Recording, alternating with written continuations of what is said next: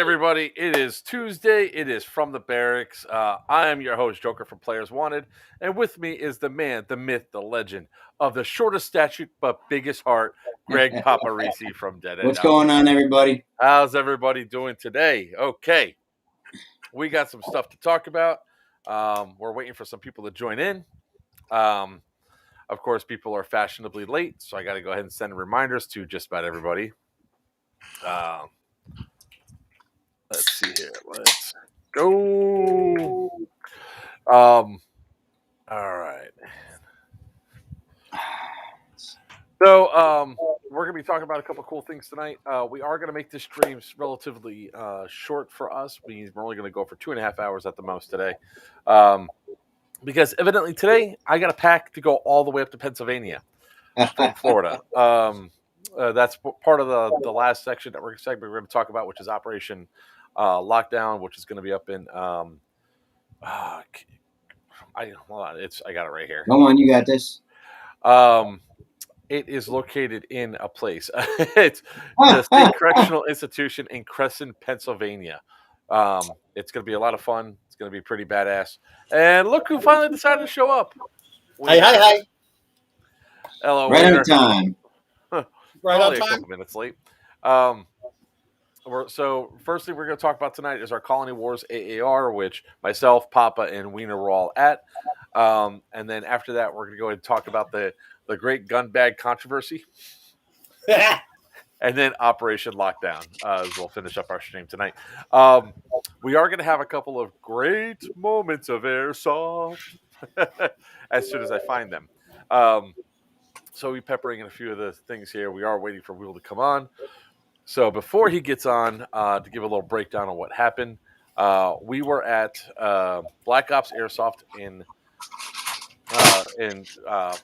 Bristol, Wisconsin. Jeez, man. Look, I'm going to be stuttering like an idiot all day today. I'm going to be stumbling over words. I'm going to be stumbling over context. More than normal because I literally got home, unpacked, and then returned the trailer to the U-Haul, and then came back. I had to go to bed at 1:30 last night. And today, I had to run over and see Papa to give him all the stuff that was inside there. Because if not, they weren't going to see it. They weren't going to see their stuff for at least a week. Wiener, are you eating? What's that? Are you eating? Chocolate. I already had dinner. I had pizza. You had pizza. On stream day. You had pizza. On stream night is pizza. Yeah, I know. Sushi. You know this. What a jerk. Yeah, but Publix We're going to start applying fines. Mm-hmm. And after all the money I spent this weekend, Publix doesn't have their sale until tomorrow. So $5 sushi tomorrow. You know it's not really a sale, right? I don't know if you actually noticed that. You know it's not a sale, right? It's probably $7.99. It's on there for $5. So they give it to you. They give you half as much, and they don't give you like multiple fish in it. It's shrimp. That's what you get. PJ, thank you very much for having us out there. It was a lot of fun. We're trying to wait for Will to come on before we start this up. And look at that. See? Even whiskey knows. Oof, pizza. Lame. So it was Red Baron. It was cheap. It was on sale. It was like $2.50 for two a piece. I mean, $2.50 a piece. You are killing me. Killing me, Smalls. Killing me. Absolutely killing me. All right, so I'm going to try to find some of the. I already found one great moment of airsoft event, which was Wiener owing me a new mirror. Yes, you found it, huh? Oh yeah. Oh shit! In fact, did I do that? Did I do that? So, for those that don't know, I don't know what it is lately, where event hosts decide to contact us like a week or 2 weeks before an event and say, "Hey, can you come up?" Yeah, sort of. And we make it happen. On very short notice, I was able to. Wiener was able to come. Papa was able to come, and now he's Pop. He's Pap. His name is now Pap. Your name is Pap. Why? Because it does not say Papa under your name. It says Pap. Here, I'll fix it for you. There we go. I did fix it, and then he disappeared.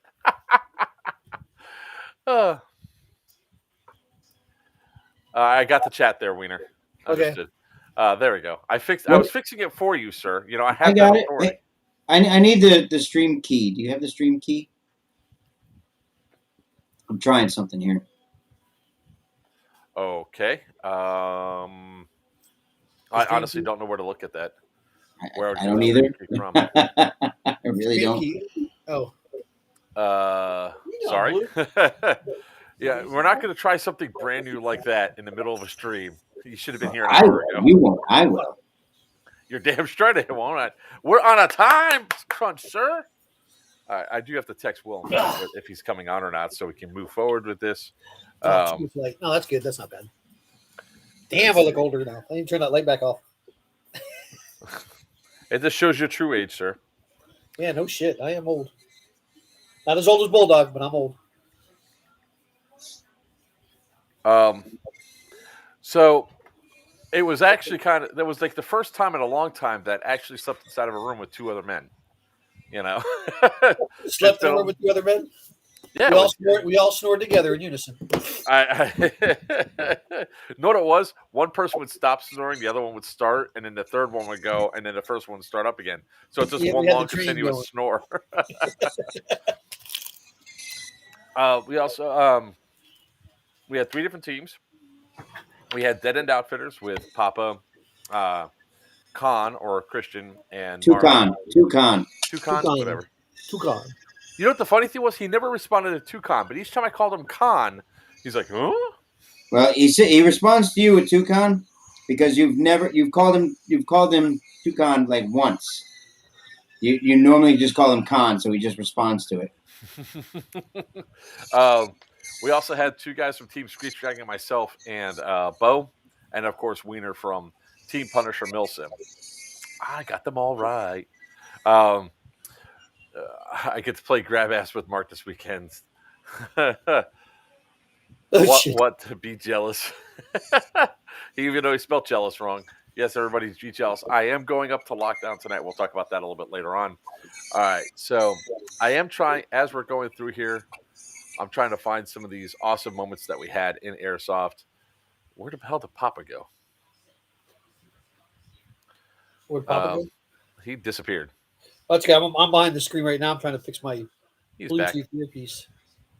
Well, that's why it's not connecting. So I'm going to give Will about 3 more minutes here before we start kicking everything off. So I hope everybody's been having a pretty good Tuesday, even though I got to drive all over the place. Which is much appreciated. Today. I still had a pretty good time. Huh? Which is today. Gotcha.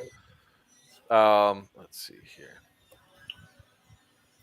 I'm just trying to find. Hang on. 2 seconds. What? Nothing. I can hear whatever. Yeah, yeah. Hang on.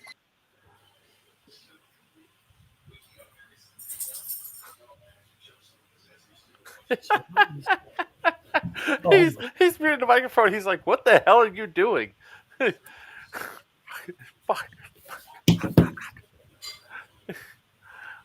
You can't be doing that while I'm on stream. What the hell's the matter with you? Don't you know I'm streaming right now on the thing, and you're making noise that could hear all the way through that people are complaining about on the stream? What the hell's the matter with you? He looks like he's auditioning for the Lollipop Guild or something. We represent the Lollipop Guild. Oh God! You really went with Lollipop Guild? That's what he went with. I just followed along, you know. That is about as generic as it gets, Wiener. That's absolutely terrible. But the green screen behind you, we're waiting for the yellow brick road to show up behind you. That would be like somebody making fun of your Wiener name. That's low hanging fruit is what he's trying to say. Low hanging fruit. All right. I'm going to start with some videos here in just a second. I just found another one that was just like a classic for how we interact with each other out on the field. There we go. Let's see here. Come on. 783. All right. Why is my earpiece not working? 783. Here we go. The problem with this one is I have to rotate it around. Because it's for some reason, I love the GoPros and all that for recording video, but from time to time they do this sort of nonsense where it just, goes the wrong direction, and it's all like upside down, and you can't change it in regular. You just can't change it in regular video programs. You have to go into a video editor and turn it all the way around. Let's see here. So Papa's gonna know this one real well because he was like, "Aw." Yeah. When's the ticket for Overwatch 7 coming out? Yeah. Yeah, when is that ticket for Overwatch? Be on the lookout. All right, let's go ahead. We should have more information next week for you. All right. So we're going to show our first video of the day. We'll go ahead and share the audio. Oh, is this the one? This is the one, isn't it? You guys are terrible. Is that the Derringer shot? Absolutely terrible. You should be ashamed of yourselves. She got the patches out of it. She got a couple patches. Yeah. You know how many times we had to do that? Jump out, walk over. Sorry about that. But the problem was absolutely terrible. All right. So before we begin the AAR, we're gonna start off with a couple quick videos here, real quick, guys. It gives Will a little bit more time to get in. Don't know where he's at. We would love to have him on if he's not going to come on. Unfortunately, that'll be okay. Perry, go get Will. Yeah, Perry, get Will on here. All right. So for the record, this is Sunday. To set this all up here, this is Sunday, and we're not on any team at this point. We are factionless. We were never on gold team, and you can see the yellow band on her arm right there. And so we were never on this person's team. And by the time I turned on the camera, this person's been standing in front of us now for like at least 4 or 5 minutes, because we got into that position. And I was a nice technical driver. I got my guys in the back in the shade because I parked right next to those trees. So then this entire interaction happened.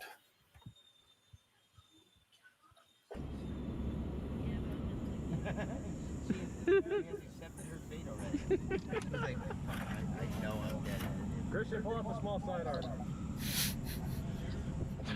Look at my face. The screen on my scope has been shot up big time. Dented shot. Man, this is bad. All their spirits. Yeah, they just have no energy, no life left. This is 2 Joker. They go for Joker to use the Derringer. Go for it, as long as it's an ass shot. Don't do that. Don't do that. Wait. I'm so ashamed of you. That's wrong. Give her a pass.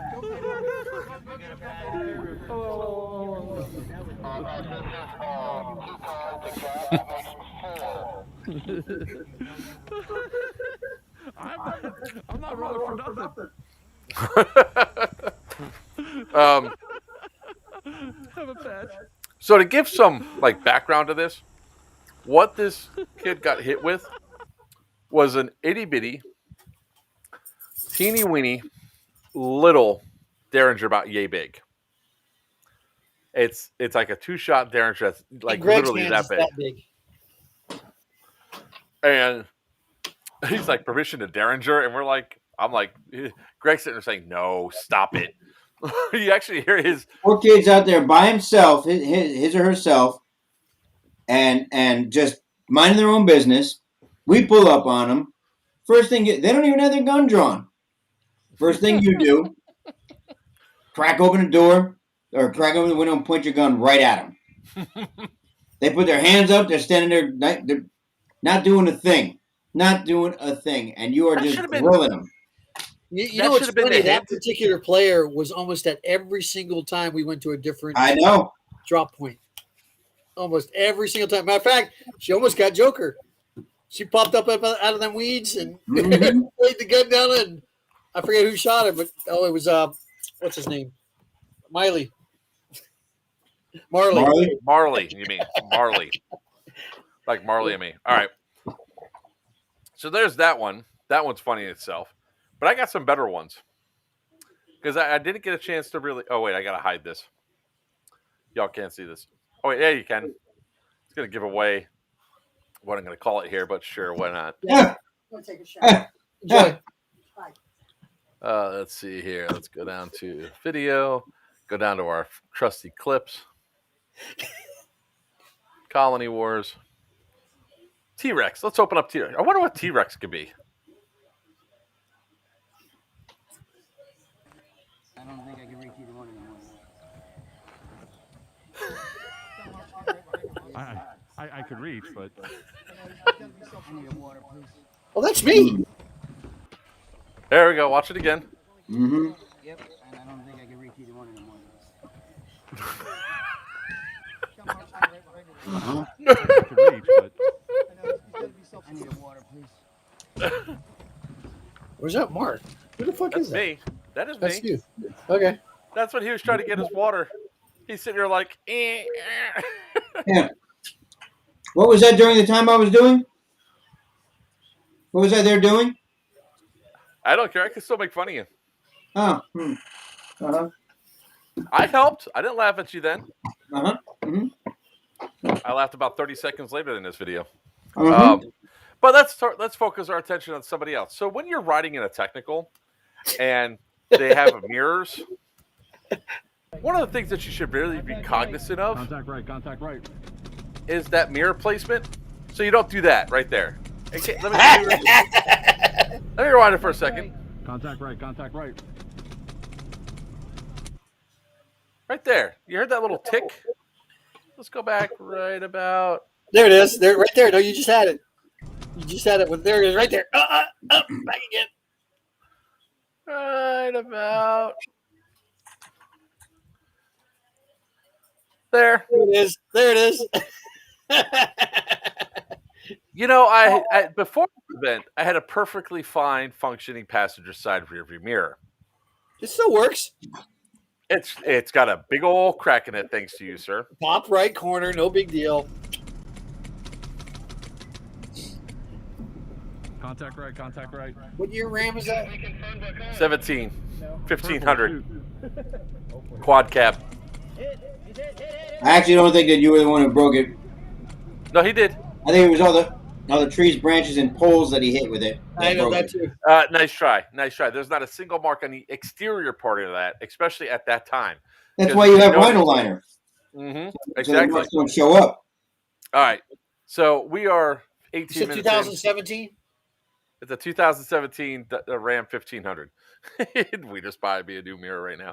All right, we're going to stop screen scaring here for a second. All right, so let's go into our AAR. So we're going to explain a little bit about what Colony Wars does, how it is, and then we're going to move on through. Hopefully Will can join us. If not, he can play this back later on and keep on it. So if you guys have not been to Black Ops Bristol, I believe it's over 150 acres out there, and it's massive. Will was telling me before how much time, money, and energy he was putting into Colony Wars to make sure it was a great event. How many different colonies he built, how many different cities he built. And I will say, see if I can pull up. I'm going to see if I can pull up a video real quick. 109 acres. 109 acres, okay. Yeah. Which is a lot. I mean, it's still a lot. And when you're out there, excuse me, it feels like it's a hell of a lot more. Oh yeah. It's pretty massive. And there's a lot of different feels for it. Like there's a lot of areas where the grass was chest high to me. Papa went into it and disappeared. He just, thump. He was in. Oh, I gotta find that video. Oh, do I have to find that video? Well, I get you just the glass. $16.57. That's not bad. No, that's just the glass though, and it comes with the adhesive pads for the way it sits on there. Just probably busting out the rest. I can shoot it out for you and replace it that way. Tinker's gonna hate you for having to replace it. Why is that? Do you think I'm doing that shit? Hell no. I can do it. So anyways, 109 acres. Will was out there. He built 3 times. I think it had to be 3 times as many bunk beds in different colonies that were there before. So you guys could actually sleep on the field. It was pretty cool. For those of you that were here for when we did the Veterans for Airsoft game and Braxton was on and when he threw the grenade and the grenade caught fire, there were no structures over there. when we went there this time, there was half a city built. So it was actually kind of cool that the amount of work you put into it. Plus, all the other cool stuff that you had that was takeable stuff, like the crates that we had, you pick it up, and inside was filled with all sorts of stuff for you to take, like food, grenades, grenades, EG-67s, beef jerky. That was like one of the first ones that I got. Was when we returned that thing, we opened it up and there was beef jerky inside. I was like, snag. CRISPR. So we had some a lot of cool stuff inside there. The players got a lot of goodies out of those bags. So there was 4 different colonies. It was green, blue, gold, and purple. Green and blue were almost parallel to each other. Gold and purple are parallel to each other. But what means usually is that you had to go through some colonies to get to the other, which led for some interesting firefights and interesting engagements. Hey, Will, how you doing? Wow, long time to hear from him. He must be grounded. Wiener, why you got to poke that bear, man? Because I can. Because I can. So it really was. It was kind of interesting, the stuff that we had to go over and do. It was a different sort of feel. It was not your traditional Milsim, because it was supposed to be in a post-apocalyptic game. So you didn't have your normal. I don't know. Help me out here, Papa. What do you think about the sort of game setup with the 4 different colonies and having to go through? So there was, you had your different factions, and I think what ended up happening was there were certain factions that were way more post-apocalyptic, LARPing style, versus some factions that were way more Milsim-ish. There were definitely some guys out there, playing Milsim. There was, the Echo team. They were more mercenary style, dressed in all black, and apparently they were for hire. As Toucan was able to negotiate deals with them and got them running with us. And that was a neat part of it, was being able to broker treaties and even temporary treaties, things like that. I think that was pretty cool. I don't think that was planned either. I think Christian just said, "We're going for it," and it worked. Sorry. Oh no. No, I think, above all else, the game itself, I think it started a little slow because there was some confusion to some of the players about where to go, what to do, how to do. I think there was definitely some of that confusion going on. And then, as things got a little more cleared up, as more and more objectives were laid in place and people understood how to get them, things like that, it definitely picked up speed. I think having the multiple colonies, there were some people that weren't sure who they were supposed to fight. They weren't aware necessarily that it was fight everybody. Like just go, and if they're not you, fight them. And I think there were some folks that it took a little getting used to for some of them as well. Yeah, it was rather interesting with that. What was the final outcome? Was Will supposed to tell us that today? PJ, maybe you could tell us who won. I have no information on it. Okay, all right. Yeah, I found another badass moment of Airsoft. So for the first day, we were on blue team, and our goal was to do what we do, which is going out there and mess people up. We did not realize how close gold team was to us, or at least where they spawned. So when they called game on, we went running for our first objective, which is inside the city, and we hit the pretty much off the road. We got into an engagement just before the city, in like the small little city that's there. I call it the small little city, then the big city. So we went into the bushes. We got into a pretty good firefight. I mean, it was a lot of fun. Unfortunately, my camera was not on. I forgot to put a battery in it. Dumbass. Yeah, screw you, Wiener. You're only there for content creation. I mean, I know. Shut up. You shut up. I'm sure you can speak well enough to. Oh no, you can't. You stutter too. How many life kills you get this game? Because this is where somebody gets salty in a second. Certainly the black bag again? No, we ain't getting to that yet. That's in the middle. Okay. But we had we got into this firefight, and there was a cool lane that we could shoot down, and we got into it, and we're in it. We're doing our job. Marley was there, I was there. We're on this one corner. I was a medic. Papa was a medic, and we had this another rando with us that was a medic, and we started getting pinched by two sides. I saw some guys coming up from the rear in this grassland area over by the thing. So I always have a standing rule. I tell everybody, and I gave the speech to all the Echo guys that joined us, not to be confused with Echo 4. This is a team that's up there called Echo. I said, look, do not call for a medic unless it's safe for the medic to come to you. That's going to be my rule. I'll never call for a medic if there's a chance that the person medicing me is going to get hit. But if I'm saying medic, hurry up and get to me. Well, as we're going through, we get into this firefight behind these bushes. I see Papa medicing a couple guys. I got hit. And as I'm trying to get a medic to come, I'm not saying anything, and I'm looking dead at Papa. And he knows he needs to come.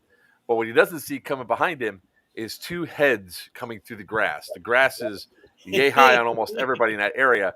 And this one kid was in a full Vietnam loadout with the rice hat and everything. Now, I have a guy trying to medic me, and he's fumbling around with the tourniquet. He's trying his best he can. He's going. Next thing you know, I see the kid. I see that grass hat going through the grasses come up right behind Papa, and I'm like, I'm like this. Come on, and then, bam, you're dead. And as soon as that happened, pop, boom, we got him, and it was like just 2 seconds too late, and Papa was pissed.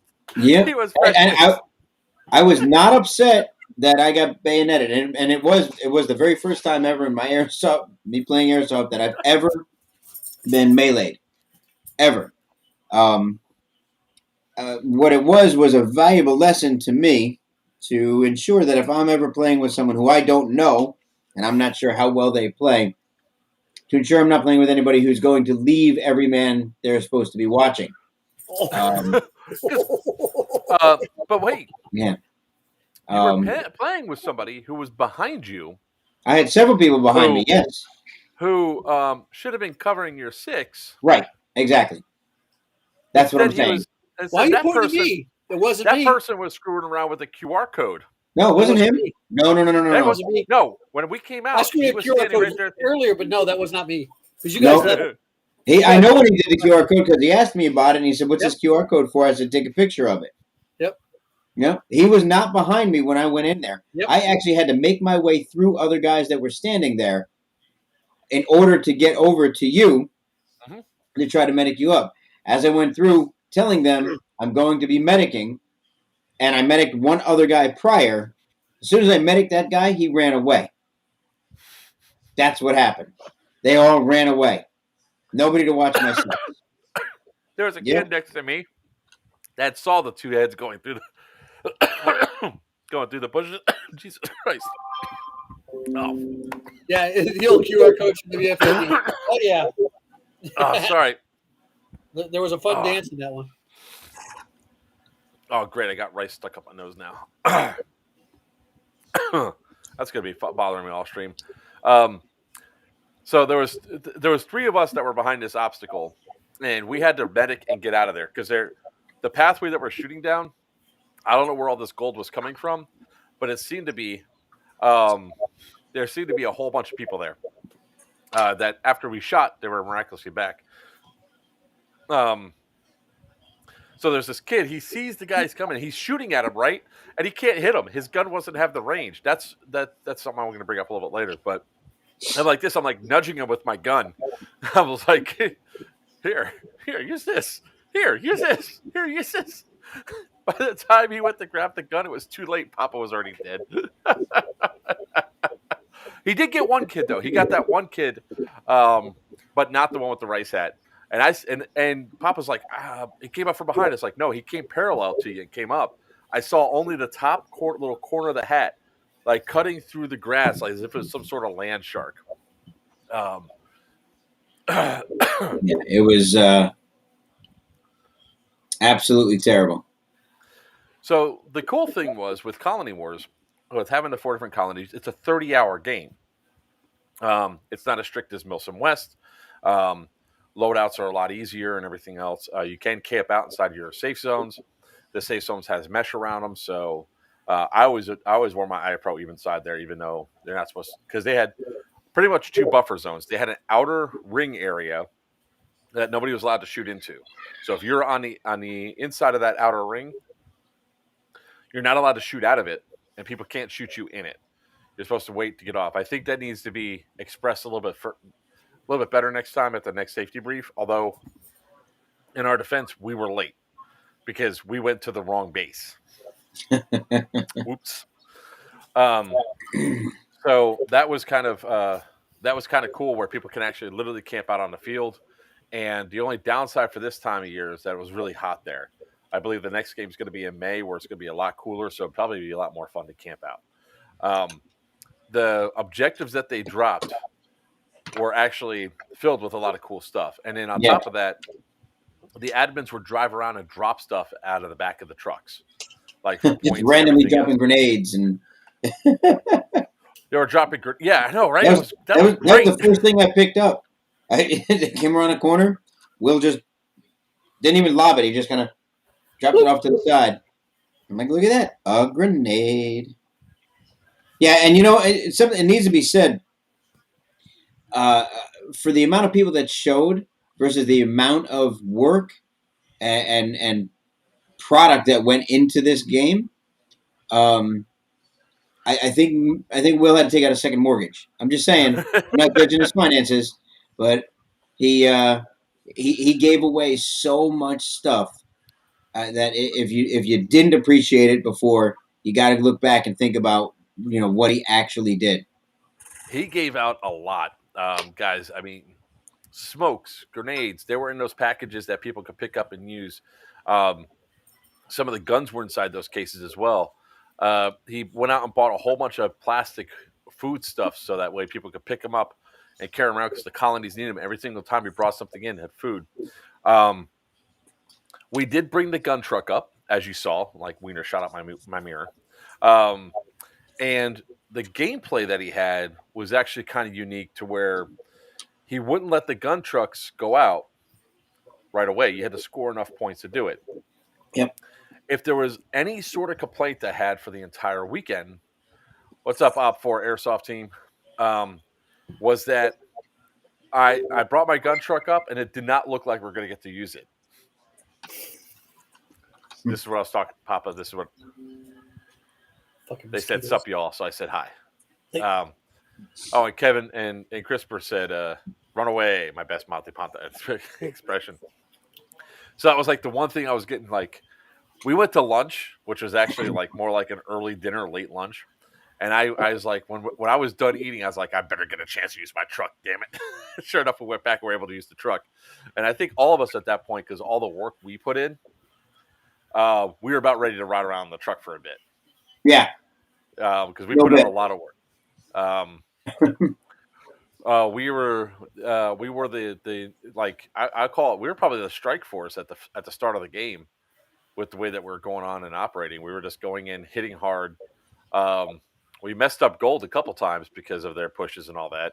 I think that we were a little bit discouraged that we got wiped the first time, and then we reset, came back, and hit them just as hard. So that was kind of cool. So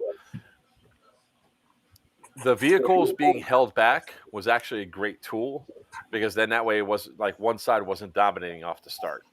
I think that was a lot of fun. I'm trying to keep stuff within the days and within what we would consider Evos for ourselves. So, thoughts, Wiener? Thoughts, Papa? Thoughts? I didn't blue truck. Yeah, I'm sorry. I said I had fun shooting up that blue truck. That's a little bit later on. That's day 2. That's day 2. Oh, is that day 2? Okay. No. Yeah, that weekend. That was day 1. That was after dinner. No, you talking about when we drove past and the kids sitting in the back and all that? The kids. Yeah, that was day 1. There was more than one kid. There was a ton of kids in the back of that truck. It was after that's what I said. Well, the kids sitting in the back. No, that was day 2 because that was when we were going point to point to point. That was day 2.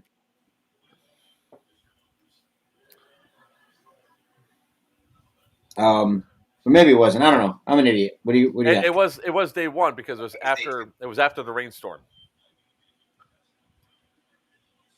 Oh, there we go. Yeah. Maybe it wasn't. Because remember, we were still on blue. We were still on blue team at that time because Echo was in the back of the truck. Which one of you is also watching the stream, by the way? That was me. That was me. Sorry, I was trying to turn the volume off. No, I actually didn't have a problem with first F-bomb. What's that? I said first F-bomb. Oops. I actually didn't have a problem with I think maybe it was a little bit difficult to acquire everything you needed to acquire in order to get the vehicles. I also think that there wasn't a focus. There was. I mean, this was definitely a game where you needed to maintain focus on objectives. And if wanting to get vehicles out there, then everybody should have been converging on that objective. And that wasn't the case. But that's how this game should have been played. Mm-hmm. It took a while to get it. That was difficult, but so be it. Everybody had the same challenges. That's just how. I mean, that's if I'm going into a game like that where that kind of gameplay is, then I'm okay with it. I mean, granted, you drove 1,300 miles to play with the truck, so you wanted to get in there, but yeah. My main concern about it is that because I know we're not allowed to use the vehicles at night, and it was already 4:00 by the time we rolled the truck onto the truck got to roll into the field, and I was mostly concerned that we won't get a chance to use it. And if we weren't going to use the truck, I would just been like, all right, I'll just drive the Navigator up and not have to rent a U-Haul. That was like part of it too, However, we got a chance to run the gun truck, and then about 2 hours after, the skies did a Florida rain shower. It rained for 15 minutes, drenched everybody, and as if you were at Disney World in Orlando, everybody fled and left just those of us standing there. I was like, this will be over in 15 minutes. Sure enough, rain passed. Although we do it, our 2 gunners on the back of the truck were kind of drenched. It was kind of funny. There's one of them right now. Speak of the devil, and he may appear. And there he is. The man, the myth, the legend of the biggest mouth. No. Oh, the biggest mouth. Straight sticky mud. Yes, it was. Yeah, that was. Oh my God, my boots are still covered in it. They're in a plastic bag. Thank God. It was the weirdest mud I've ever used. I'm not gonna lie. I was like, this stuff's not coming off. It had the consistency of dog crap, especially with the way that it stuck. Yeah, it was. The only thing I can relate it to is when I was down in Texas. Central Texas has something called caliche, and it was very much like caliche. Wiener, if you remember when we played down in Starburst. Yes. Oh, yes. Yeah, very, very much like caliche. Just you stepped in it, and you took an entire pallet of mud with you. That's right. It was like a big cow patty. Yeah, it wasn't like a little bit in your treads. You took land with you. Yep. So you learned to avoid it. The Milsim Uber was in full effect. And I love how people are telling me where to drive, and I'm like, make sure you rate your driver 5 stars. I will say I want to give a shout out to the Echo guys.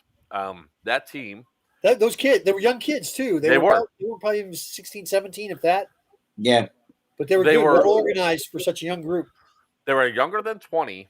Some of them were even, like I said, like you probably said, 16, 17. A couple of them I think were a little bit older. But they had some really good discipline. They listened well, and their communication was on point, and the way they engaged was on point. When I turned to them and I said, look, guys, we're going to go do something that most of you probably think is stupid. It's going to be a sacrifice play. Don't worry. I'll lead you into comp. I was like, I won't ask you to do anything I won't do myself first. And the one kid goes, sure.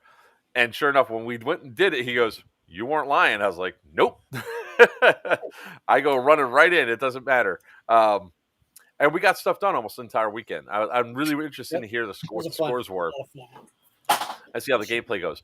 What I did like about this event, there was only a few instances that I heard of people yelling at each other, which was great.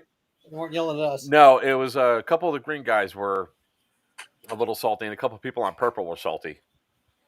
What I like about it was whenever we roll out a gun truck, we get the job done, we get work done, and we're kind of devastating with it. You know, even though I was unaware that the gunners could be shot before going up to this event, I will say that Harris and the other guys, Toucan and Bridges in the back of the truck didn't get shot that much until it was like they may disagree with you. Well,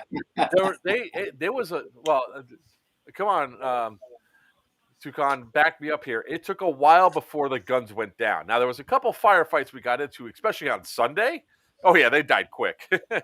But we were stationary. But on the move, a lot of times I think they only got shot like 3 or 4 times with all that work we did on Saturday. I mean, it was pretty cool to have that go down and watch. But the people were not pissed off about the vehicles. In fact, they loved it. They said, oh, like the one kid that was in the city when we were going around, he was just hiding behind this little thing like that. So we shot him. He's like, oh, that was awesome. Yeah, the guy up on the top of the stairs there. Yeah, that kid too. He was like, he tried his damnedest to take you out. Yeah, he did. I like a couple of times we would come around a corner and they would see that there was, 6 guns pointed directly at him. And they would just go, hey.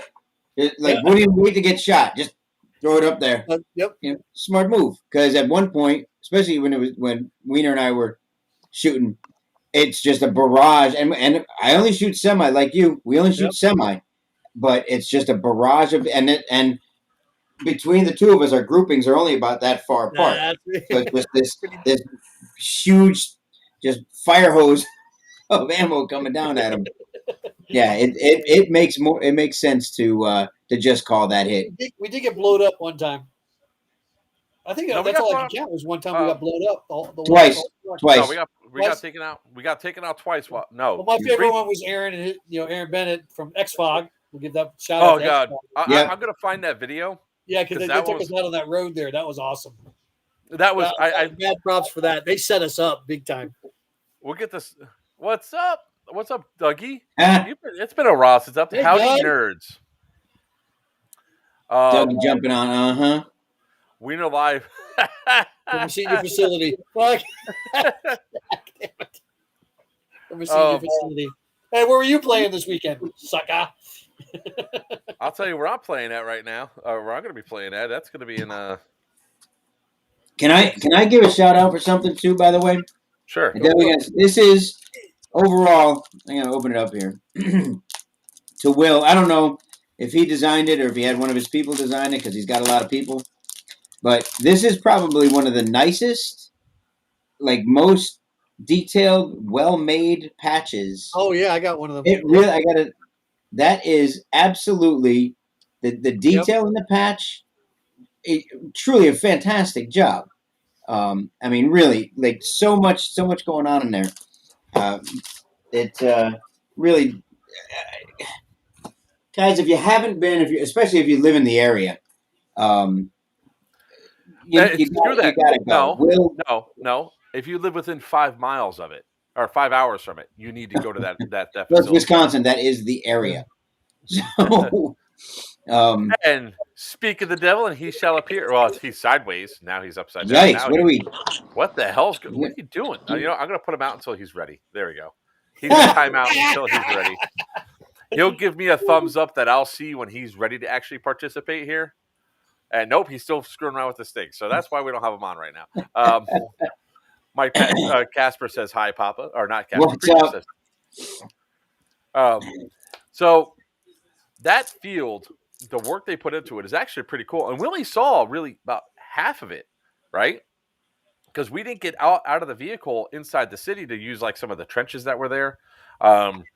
We didn't get a chance to. We drove through the hayfields, but we didn't really play in the hayfield. Well, at least I didn't.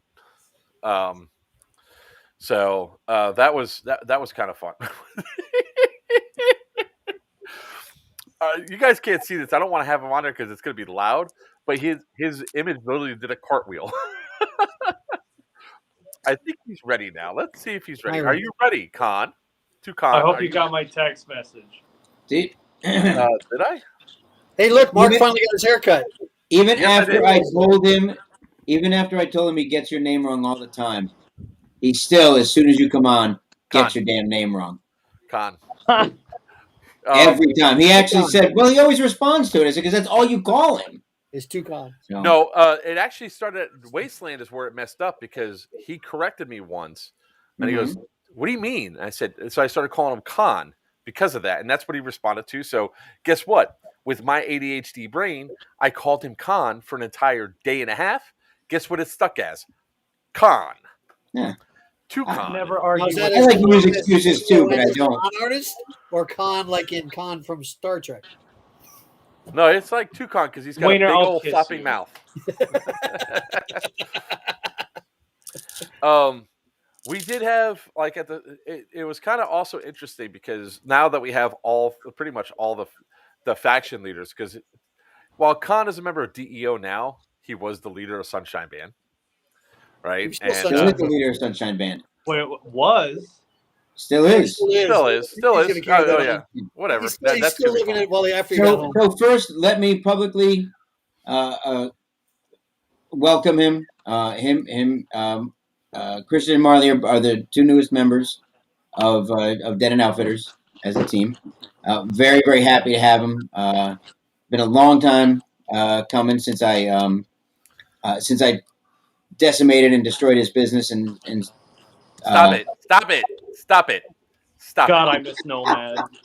Shut the hell up and stop it. You know what? It's fantastic to have him.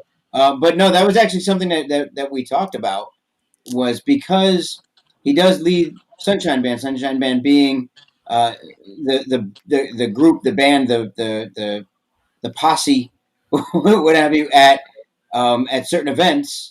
It's different. It's not the same thing as what Dead and Outfitters as a team is. We go to a Milsim event as Dead and Outfitters. That's Dead and Outfitters. We're going to Milsim event as a team.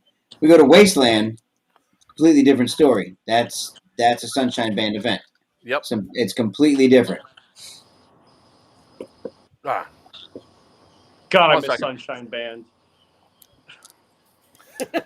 It's gone forever. Disco. Gone forever. What the hell's going on here? All right, let me do it. Sorry. I'm trying to get Tats. It has been a year. He announced a year. Last stream, he announced 1 year that we've been doing this. And you'd think that he just started last week. Who, me? He's still on the day of. He's still clipping video together. Oh no! He's still staying. Hang on 1 second. He's still. I almost got. He's still at an echo every time he throws a video up. There's still an echo because he forgets to turn his mic off. Yeah, but at least at least it's not pausing like it was before. He'd be stuck.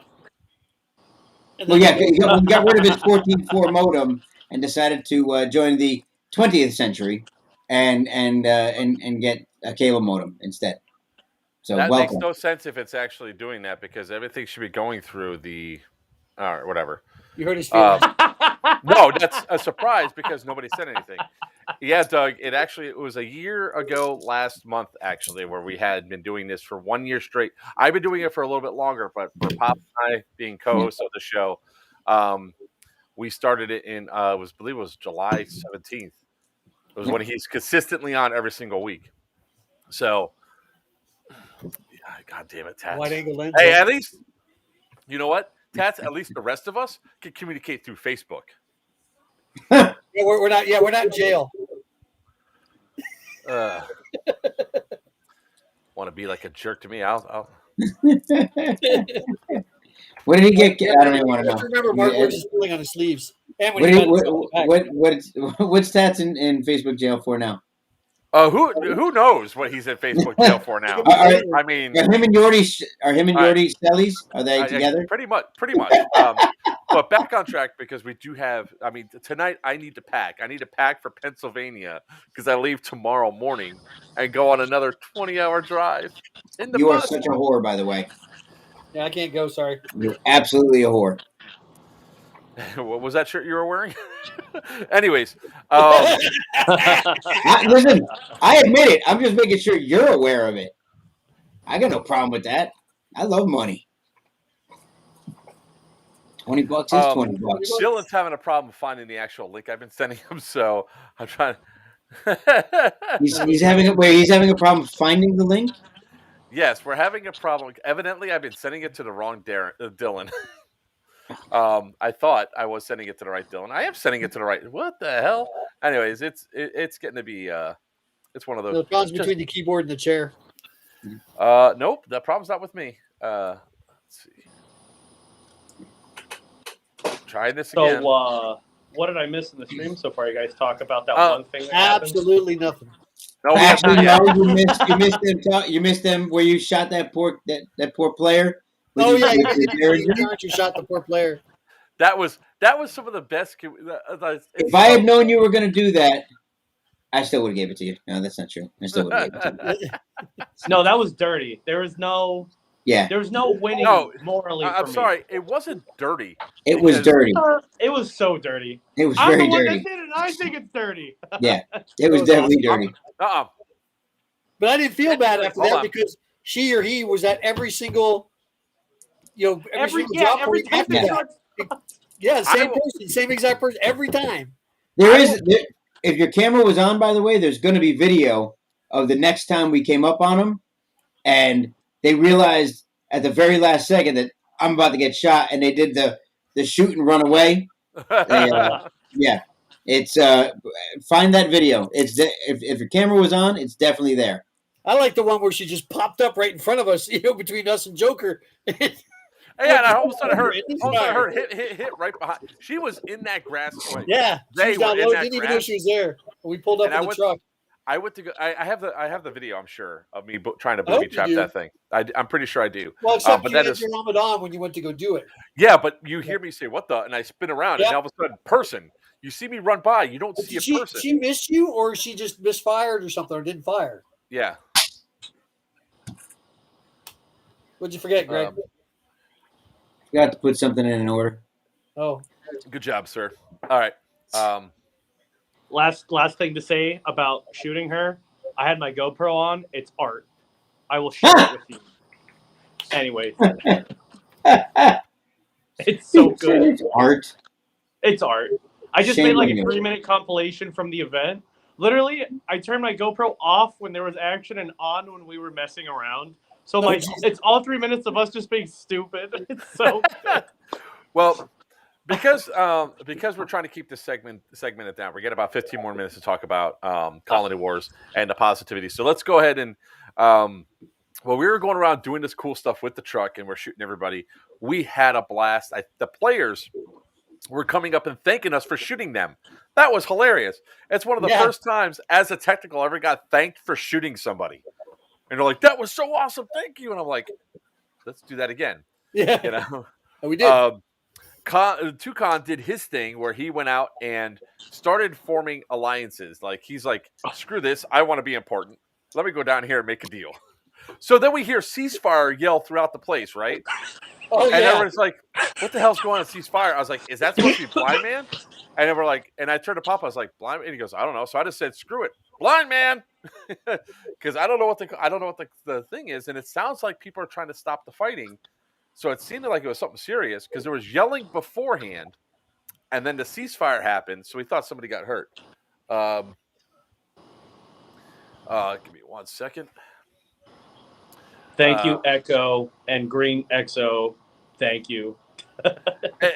It was kind of funny, of course, watching Khan do his thing. He's like, "No, we're going to do this," and he goes right up there and forces people to start doing what we need. Start doing. God, there we go. I had a green-blue militia of 50-ish people, and it was like That's got larger. It was 15. Now then went to 20. No, he's not lying. 50. No, when we went down through the hayfields, yeah.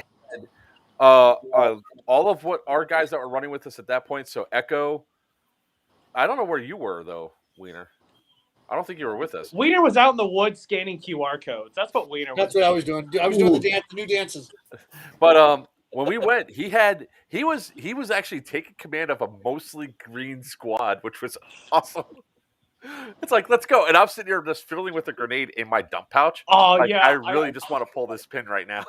I had to tell on you, too, because I'm like, guys, watch him. He has a grenade. He wants to kill you. And you're just like, you're so upset. PJ, I went through the video. I don't have the knife charge on video, unfortunately. That's when the GoPro died. Shortly, I know. Khan saw me do it. He just saw me just go running with a pea grenade, like a reusable pea grenade in one hand and a knife in the other. I just go jump attack. I did a jump attack, got him. It was great. So it was all in all, Saturday was a really fun day. So now I want to jump to Sunday because Sunday the game changed for us completely. We got a message from Will saying, "Hey, don't take your gun truck onto the field. You're not going to be on blue team. You're going to be helping us do stuff around here."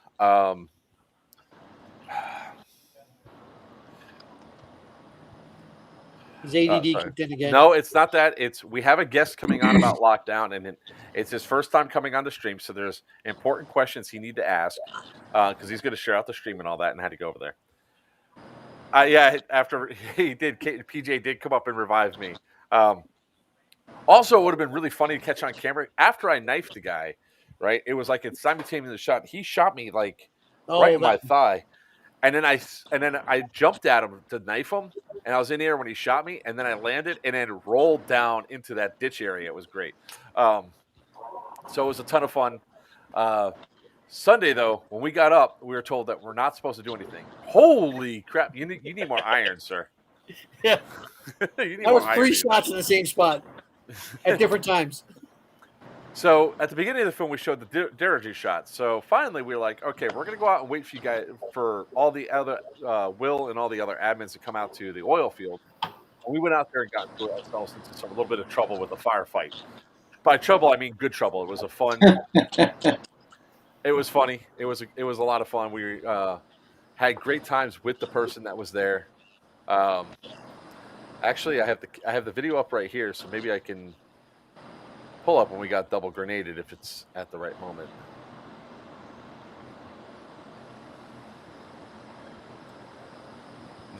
Nope. It's on another video. All right. The clip you're looking for is on another video. Let's see here. Great. So Sunday, we're now NPCs. We are supposed to be the gun truck that's supposed to protect and guard all the supplies. And we did a good job on that. We booby-trapped some of the boxes because I was told that it's supposed to be a 2-person lift. So when we went to go sacrifice Greg's grenades for this because the EG-67s would not work for it, there were supposed to be 2 people pick it up and move it.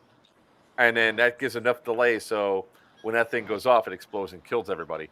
And unfortunately, it didn't happen. And he must be talking to John Logan. However, this pretty kick-ass firefight did happen. This was we went back, reset. Will gave us a whole bunch of pyro to use. He goes, go ahead and make it interesting for a lot of people. And it starts off with Christian and I pretty much arguing about the scuba tank setup. Oh, it was just a safety thing. I'm sorry about that. That's fine. It's okay. It's all good. I know there's no sound. Hold on a second. We got contact. I'm glad there's a sound because I'm like, no, we'll die.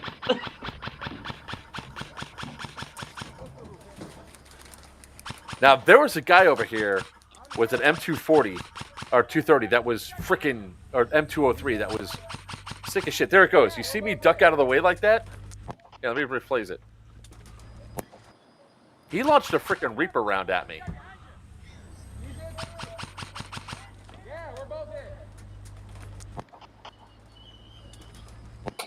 And then he launched the second one. So it was a pretty intense firefight. That launcher's actually pretty good. Marley was the MVP of this firefight because he was hiding down inside that thing as last man standing, shooting everybody with an MP. What was it, MP5? He's right there. Yeah. Remember our job. Man, I had so much fun. God. Wait, here it is. Watch this. So we're all dead. We're moving out of the way. Except me. Yeah. There's Marley right there in the back of the truck with the doors open, just straight shooting people. Hold on, I gotta record something. Do not touch the green truck, sir. Do not touch the green truck. Oh, Marley's dead now. Marley took out like 3 or 4 guys.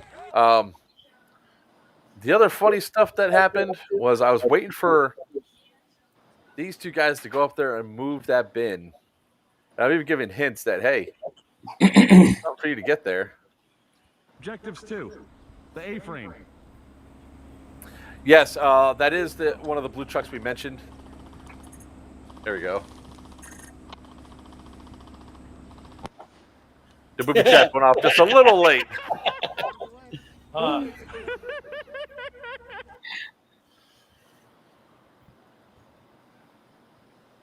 right, that's going to be the next video, I'm pretty sure. Yeah.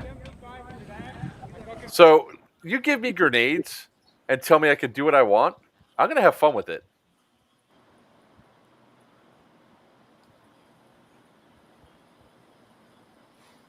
I believe it's right. Yep, there it is.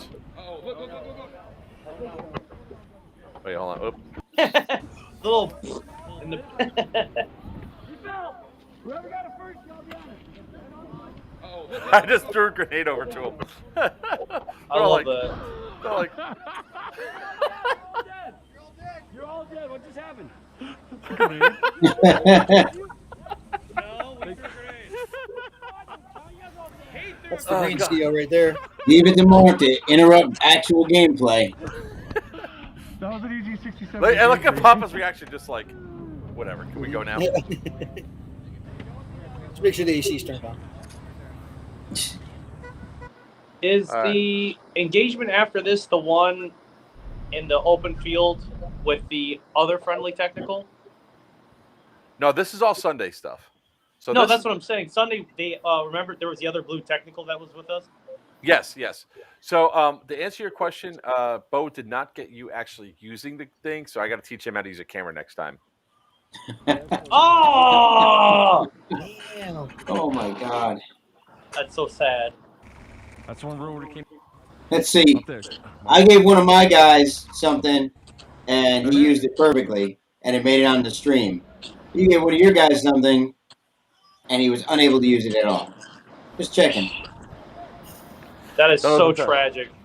Thank you, Christian. This was another sort of badass moment of airsoft coming up. Let's see if I can. There was a lot of craziness that happened because we were being attacked by, I think, Jeez, 3 everybody. different people. 3 different factions, yeah. 3 different factions at once. And it took a while for them to get out there, you know. I mean, not for nothing, I have some wasted video from that. It took a while for them to take us out, too. Yeah. That guy, as soon as I turned the engine on, he's like, no, I just didn't want to waste all the gas and all that. Let's see. There's Christian with the. Yeah.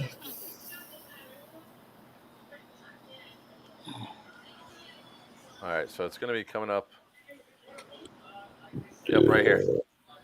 So I love this fact. These guys are that just guy right there? right up. Yeah. Falls down. Grenade.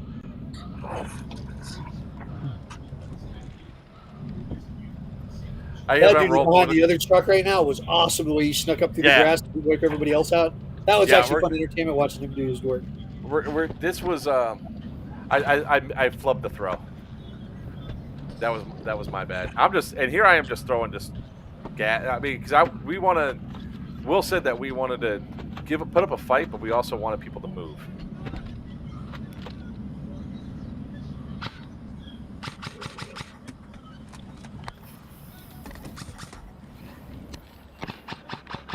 Oh shit! Papa. I almost shot him. Yeah. He's like, hey, let's go back to that for a second. Hold on. Oh, Joker's just shooting. Don't worry, I'll just walk right in front of him. I swear to God, if you would have got popped, you would have been so angry and be like, what the hell? Got him. And he's looking around like, who shot me? Who shot Where'd me? that come from? Yeah. Where are you shooting at? Go, Marley, go with Jim in the bag. So it's actually on the other video, which I don't have here. But a dude crawled right up beside the truck. I didn't know somebody was on that side because somebody left the door open. We won't mention any names, Wiener. And I couldn't see the mirror, so I couldn't see if anybody was coming up from the side. That's who's Marley's shooting at right now. Right there, literally on the other side of the truck. In the fucking truck! And Mark was too fat to crawl over the seat.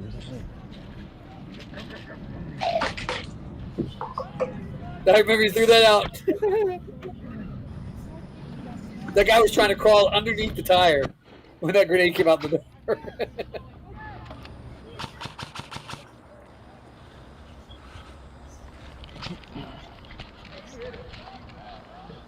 Here we go. Where they at? You're dead. What?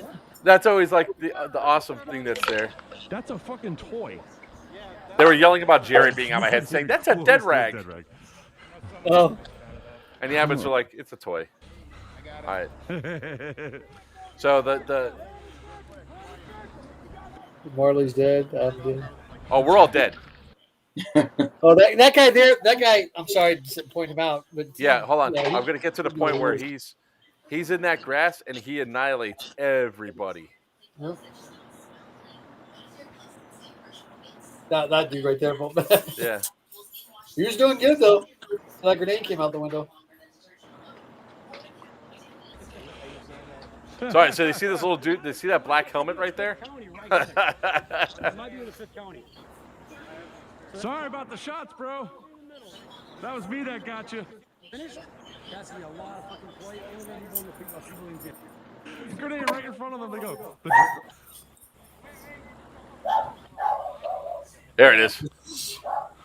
Oh wait, hold on. What? We're back. All right. Here we go. So that dude with the black helmet is still in the grass right there, off to the side. You can barely see his helmet. They know somebody's over. They just don't know where. Gentlemen, come over here. There's nothing in that truck. There's nothing for you in that truck.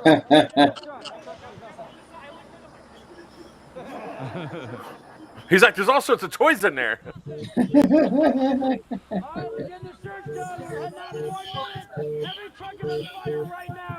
Oh. Angle the camera up.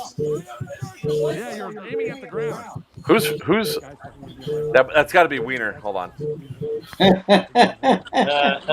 was Wiener. Watch this. Here he goes. Yeah, this was great on their part. That poor dude, that dude's sitting in the grass. Yeah. He was invisible. It was awesome. good show all around in I got that. something for him. The dude had a great position, and then that team cleared it. Like, it was well played on all ends. That was. Oh wait, what's going on? All right. So there's one more moment I want to show, which was I consider another really badass moment of airsoft. We're not even gonna run. Yeah, I'm gonna pause that while I'm gonna take that off the screen sharing for a second, and then we're gonna move away from Colony Wars. Oh, Wiener's back now.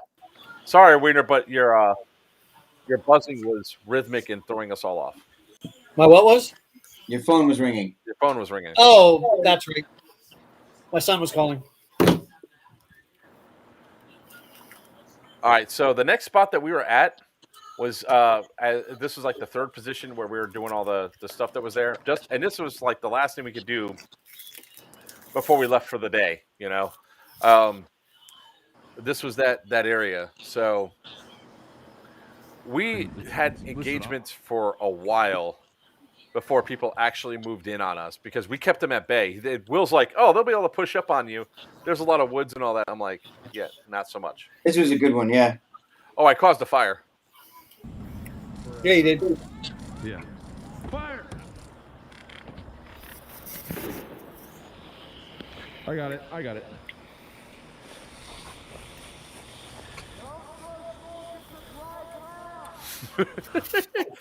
That was totally not for me. Oh yeah, and Greg used not my brick shit house, but my shit brick house. But God. That thing was. I don't think I've. I think I've run. I've run a micro gun before, and I ran a JG bar, but I don't think I've ever actually fully run an LMG like that before. It was not my gameplay. No, you grabbed it. You're just like, "Ooh!" I'm like, look, we're getting surrounded, and my one BB into the woods is not going to be as effective as a barrage, especially when I can't see anything. Your Indestructible has spoiled you, Greg. Spoiled you. No, his Spectre. Yeah, Spectre, yeah. Yes. All right. It's got to be right here. I just got to find the spot. As soon as I have the guy come up to the door, I find it. Oh yeah, here it is. It's got to be right here. And yes, Shockwave, I did get a green screen, only to find out that this streaming service doesn't allow us to do background changes. My son. Aww. No, is Sean your son? Yeah. Yep. He's the one who was at Overwatch 6. I'll give him credit.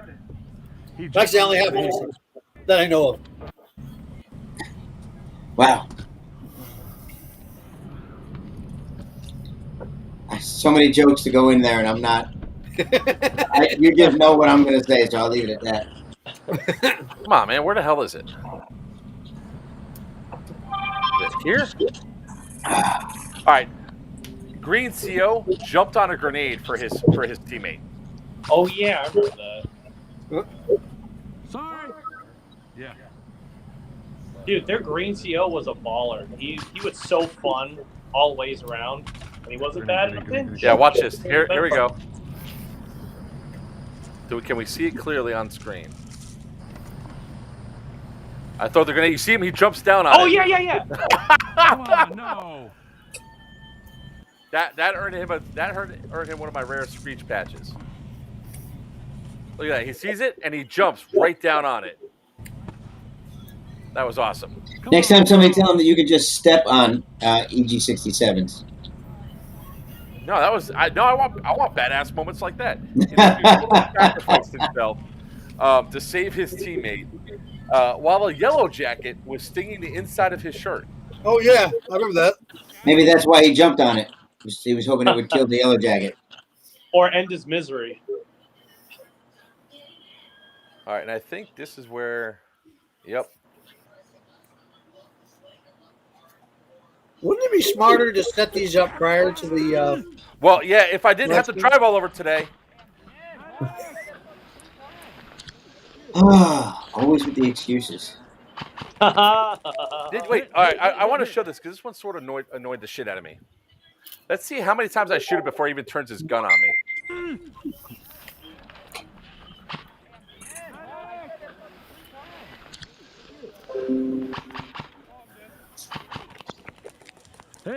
2 shots before his gun's even pointed at me, and then I didn't see you down there, buddy. I saw him. Probably. So that was pretty much Colony Wars, guys. We're gonna have a much better video set for this. Once we get into once we get actually time to actually edit video. I was going to do it today, but I had to run over and see Papa today to give them all their stuff because they would not be able to get it for another week because I'm going out of town for Operation Lockdown. So let me see if Dylan is ready to join us. Oh, if he's going to join, I'll go. Yeah. I just wanted to pop in for Colony Wars. Yeah, well, if you have any other comments, Con, by all means, time to go. Give your let's have everybody have their final thoughts. So I'll start first, and then we'll go around the table. So I had a blast at this event. I thought it was a lot of fun. Really great AO. I want to thank you immensely for bringing us up for this event and putting a lot of time, energy, and money into making this event awesome. If there's any event that you should go to in May, it should be Colony Wars when they announce the date. It's going to be worth it. Come out and play with us. We should have new patches by then. And it was pretty badass. And yes, PJ, I charged in thinking I was the last one alive. Turns out somebody else was still alive.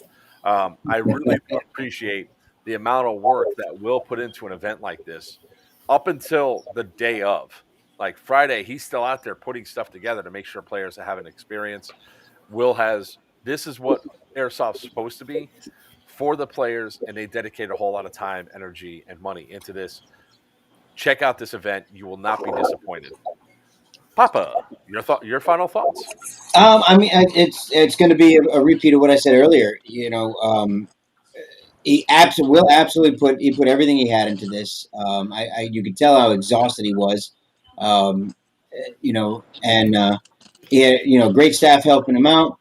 His guys were all over the place. Perry did a great job. The players absolutely fantastic. I got last stream. I got to talk about how I met my first fan, which was awesome.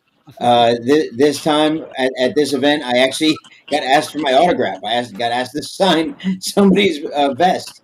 So it really was pretty cool. The players were just absolutely fantastic out that way. I really didn't see a lot to talk about in regards to not calling hits or anything like that. I think most people were really on point with that. It's a very wooded area, so to not have that issue is pretty amazing. Obviously you've got what you get everywhere, but it was certainly not as bad as some places I've been. All in all, I look forward to the next time. I know Will said he's going to do another one, and I definitely look forward to the next one. I can't wait. Wiener, what are your thoughts? I had a blast up there. Will was an awesome host. He made sure we were all accommodated, whatever we needed. The field was awesome. The people there, the players, I didn't have a single person I had to yell at or was worried about not calling their hits. It was wild. The firefights were just insane. Even for an old guy like me, I could still get around the field, no problem. I did get killed. I did call my hits.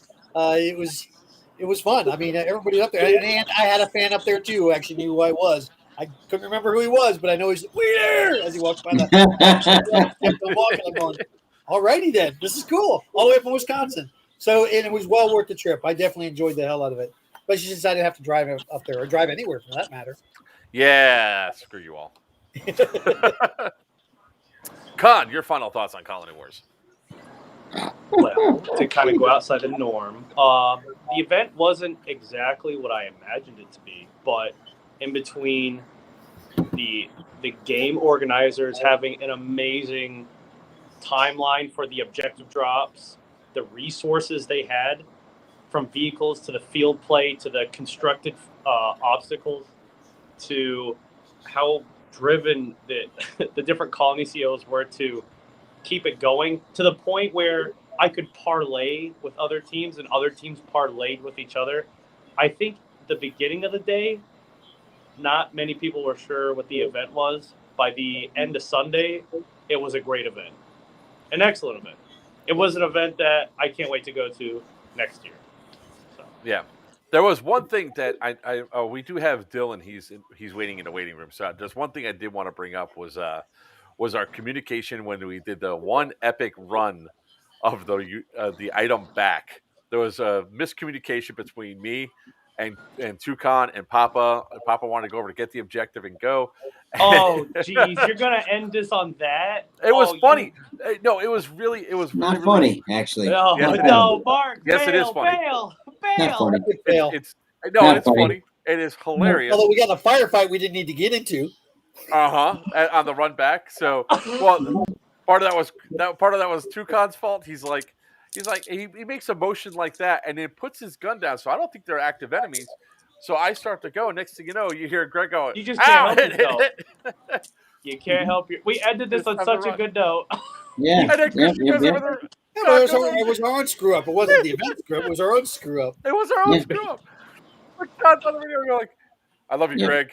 We're leaving you behind. There we go. Yeah, fuckers.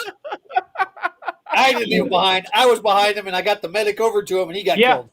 Yeah, if anything, Rob, you're completely out of this conversation. You were the Saving Private Ryan guy. You were the Tom Hanks of our crew. That's right. Oh. Yeah. All right, guys. So that was Colony Wars. Look out for the next time when they make the announcement when that next one's going to be. You're definitely going to want to jump in on it. They're going to have 5 colonies next time. I saw the new location. They're going to put the new colony. It's going to be an awesome spot. Check it out. blackops-airsoft.com. Black Ops Airsoft, Bristol, Wisconsin. If you haven't been there, check it out. All right. So, Toucan, thanks for coming on, sir. I know you got a bunch of stuff to do. Thanks for joining us for that. And thank you for having me. Mark Smells, bye. Jerk. I kicked him out. He didn't even get a chance to go on. All right. So the next person I'm going to bring coming on is from Central Penn Milsim. He's running Operation Lockdown. I'd like to thank welcome Dylan Morales. How you doing? How you doing? Nice to meet you face to face, Mike. Mike. Yeah. Mark and Mike. It's okay. He gets everybody else's name wrong too, so don't worry about it. We have a group chat going with Mark and Mike. Got my wires crossed there. How's everyone doing? We're all doing good. Great. How you doing? Good. I was watching your guys' show before I came on. Pretty cool. Thank you very much. Pretty good gameplay going on. Actually, we always try to, like, when we come to an event, we always try to bring fun. That's like the key factor that we all have. Like for me, I always say it's content creation first, fun second, because I sort of have to do it that way. Then of course I forget to put my camera in, then it's fun first and content creation whenever. Papa's just there to get lost in the grass, and Wiener's just there to stay in the back and laugh, at all times. So we would like to thank you for coming on and talking to us a little bit of Operation Lockdown. And also for the big announcement is that the battle bus is going to Operation Lockdown. It is. Awesome. You know what? We're very excited. Thanks for that, man. Really, you're number one, dude. Yeah. I get back from a week being gone almost a full week. They have to go on the road to be gone for almost a full week again. It's great. So tell us a little bit about Central Penn Milsim. And I am saying it right. You are. Yep, that is correct. Central Penn Milsim. So it all started out with me, funny enough, just scrolling on Facebook. I'm actually part of this abandoned group of structures in Pennsylvania. So I saw this really cool prison pop up on the forums. I was like, okay, maybe, there might be an owner I could get a hold of to hold a game there. We could see where, that rabbit hole. So I went down and did that. And the owner was actually super cool. They responded to me within an hour. So after that, pretty much it just all rolled out from there. They let us have an event. They've been super helpful. Within 2 weeks, we actually set up Ticket Leap. We had everything rolling there. We're only about 3 months old, believe it or not. This will be our first event. Well, congratulations. Thank you. Congratulations on that. Yeah, obviously. absolutely. I'm coming up. Unfortunately, nobody, because of how short notice this was. And here's how I guess flexible I am when Whiskey. See, I don't call him Mike. I just call him Whiskey. Oh, yeah. Whiskey made the thing. He goes, "Hey, you should come up to this event." I was like, "The only way I could do it is I get travel expenses." I mean, between this event, we had another event that canceled on us where we had output a lot of money. We can't really forward it. He goes, "Oh, well, why don't I put you in touch with Dylan and maybe you guys could work something out." And I was like, "All right, I can bring the gun truck up." Then, of course, we started talking. I mentioned the battle bus, and Dylan's like, "A what now?" Took me off guard, man. What an awesome piece of machinery. Yeah. Now, I will always stress and state, because Wiener's been there for it. People love and hate the battle bus. They love it when it's on. Go ahead. Who, me? Yeah, go ahead. Oh, well, the battle bus. I liked it when we used it as a C-130, and you were doing airdrops off it. Yeah. That's the way to go, or stuff like that. So yeah, it was. The battle bus definitely brings a whole new. What's the word I'm looking for? Something element. To the event. Whole new what? A whole new element to the event. Element. That's the word. Yeah, that's the word. Yeah, sorry. Absolutely. It's been a long day at work, but yeah, a whole new element to the event where it's just, yeah, I loved it. I heard from both sides why people didn't love it. The ones who didn't like it because they're not used to it. They can't get their own imagination type thing. Right. These events. It's something so and that's a big part of it too. I want to make an event that's unique. I want to have unique elements, something that people will take home with them and remember, and make them want to come back. And man, that's definitely something that'll do that. Tell me a little bit about the game. I'm not really familiar with like the actual gameplay, what the design of it is. I know Mark's going over the battle bus, but right. What's the layout? So the story behind it is it's the Eastern Coast in 1980. We have Russians who've just come in and taken over the Eastern Coast. So the U.S. and NATO forces are dispatched to go and deal with that. There's going to be intel drops. There's going to be prisoners of war. There's going to be laptops around. We're actually utilizing Ares Alpha as well.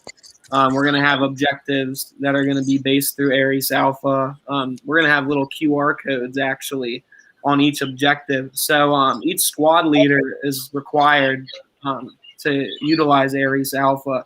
So let's say we have someone who doesn't want to use it. Well, they can still go grab that objective and bring it to their squad leader so they can scan it. And that also really helps us from an admin standpoint, keep track of everything. We can't be in every place at once, so what a great tool that's going to be. Real quick, just to let everybody know, that Ares Alpha is an app for both Android and iPhone, right? Correct, yes. Yeah. That you can actually utilize to keep track of elements, both personnel, and I believe you can track other objects as well. Absolutely. So it's a pretty neat, pretty good, and can work off cellular data as well as local Wi-Fi. So right. And again, I know there's going to be some people who don't want to use that too. So I found that was the middle ground that we could do. We could have at least the squad leader use that. So if there's someone who doesn't, like I said, if someone who doesn't want to use that on their phone, they could bring it to their leader and they could redeem that. We could keep track of that. So I just want to point out, I mean, this is the aerial view of the entire place, right? It is. So I intentionally did not look at anything before pulling you on because I wanted you to have my real reactions when I see this stuff, and I'm looking at that going, "Holy crap, that's huge!" Do we have the entire this entire AO? We do. So we'll have objective. Yeah, it's about I want to say 360 acres roughly. It's massive. Yeah. Force Center, eat your heart out. Yeah. I'll say it right now. I mean, looking at this, right? Look, Force Center is a great place for people to play down here. But this, if I'm looking at this right, there's so many intermixed match. Yeah, the buildings and stuff. Yep. The way that they're stacked, it looks like they're almost closer together. Man, I wish I was retired already. I'm coming up with you. Damn. Yeah, whatever you're doing tomorrow. Kids, whatever you're doing on Friday. Yeah, unfortunately, I can't. I got guys out, so I'm stuck working. Yeah. Fly out late Friday, come home Sunday. There you go. I got 3 weekends in a row coming up. I'm gonna be gone. Oh, I know. But I'm just looking at the amount of stuff that's there. Now, the cool thing is, from what I see from this aerial view, I could drive on almost anything. Pretty much, yeah. So you see that rim around the whole property. That's actually concrete. That's a road that the guards used to do the routes on just to make sure no prisoners got out and did anything crazy and escaped. So you'll be able to drive around the whole perimeter of that map, as well as through the actual map too. You can see there's roads connecting every structure pretty much. Yeah. Well, most people don't realize that the bus itself does a lot of cool off-road stuff too. So, it's not just because of the driver. Yeah, right. Yeah, a bus can't do that one a bit. So that's honestly really cool. And from what I understand, at this event, you're only having 200 players, right? Correct. Yeah. So we wanted to try and include as many people as possible, but also keep it kind of contained. I feel like 200 was roughly a healthy number to have, a good amount of people that are able to come, but at the same time not have it get too out of hand. Maybe our next event will try and increase that number, but it all depends on how this goes. How it goes off, yep. Right. The quad. Oh man. Well, to introduce you to a couple of guys, like Papa here runs Dead End Outfitters. So here, I'll do it that way so you can see my hand. And Wiener is a member of Doomsday Airsoft and also Team Punisher Milsim. Nice. So, I mean, the cool thing about the guy that just left the chat by the live stream is also Toucan. He's Christian Harris. He's actually a really good writer and role player. I remember the first time I ran into him was at America 10, where he was the mayor, and I must have killed him 8 times throughout the day. It was great, either by my direct hand or by saying gas everybody. Right. So if you're really looking at some like elevated stuff there and you need some more assistance, you have some other guys that might actually be interested in doing this, because I can tell you right now, Wiener is drooling and seeing if there's any way that he can get off work this weekend. Right. I would not be surprised if I get a phone call. What's the flight to the nearest airport? Make it happen. I've already had fights with guys at work today because they're freaking lazy asses. So, I mean, I honestly you don't have to worry about it. I honestly did not look at it until now, and I mean, just the size of this place. I mean, here we go. We got a nice little video here. Oh yeah, that doesn't even do it any justice, man. That is still, look at all the, wow. Yeah. I love how you also did this in like the rain. That makes it even better. Yeah. Funny enough, just the indoor fighting alone. What is that? Yeah. Yeah. I feel like there's an even amount of indoor versus outdoor. Outdoor, yep. Yeah. CQB and good. That's the woods on the outside of it. Yep. There's some good. We'll have some missions out in the woods as well. Try and keep people spread out, keep people busy. Oh, I'll have to come to a second or something. I am literally making Wiener drool right now, and I'm loving every second of it. Because that'll make up for you not going to Richland Siege. I know, right? Yeah. You better have all your damn batteries charged because I want to see video. Oh my God. Yeah. Well, the bus is going to have video. videos right there. That's what I love.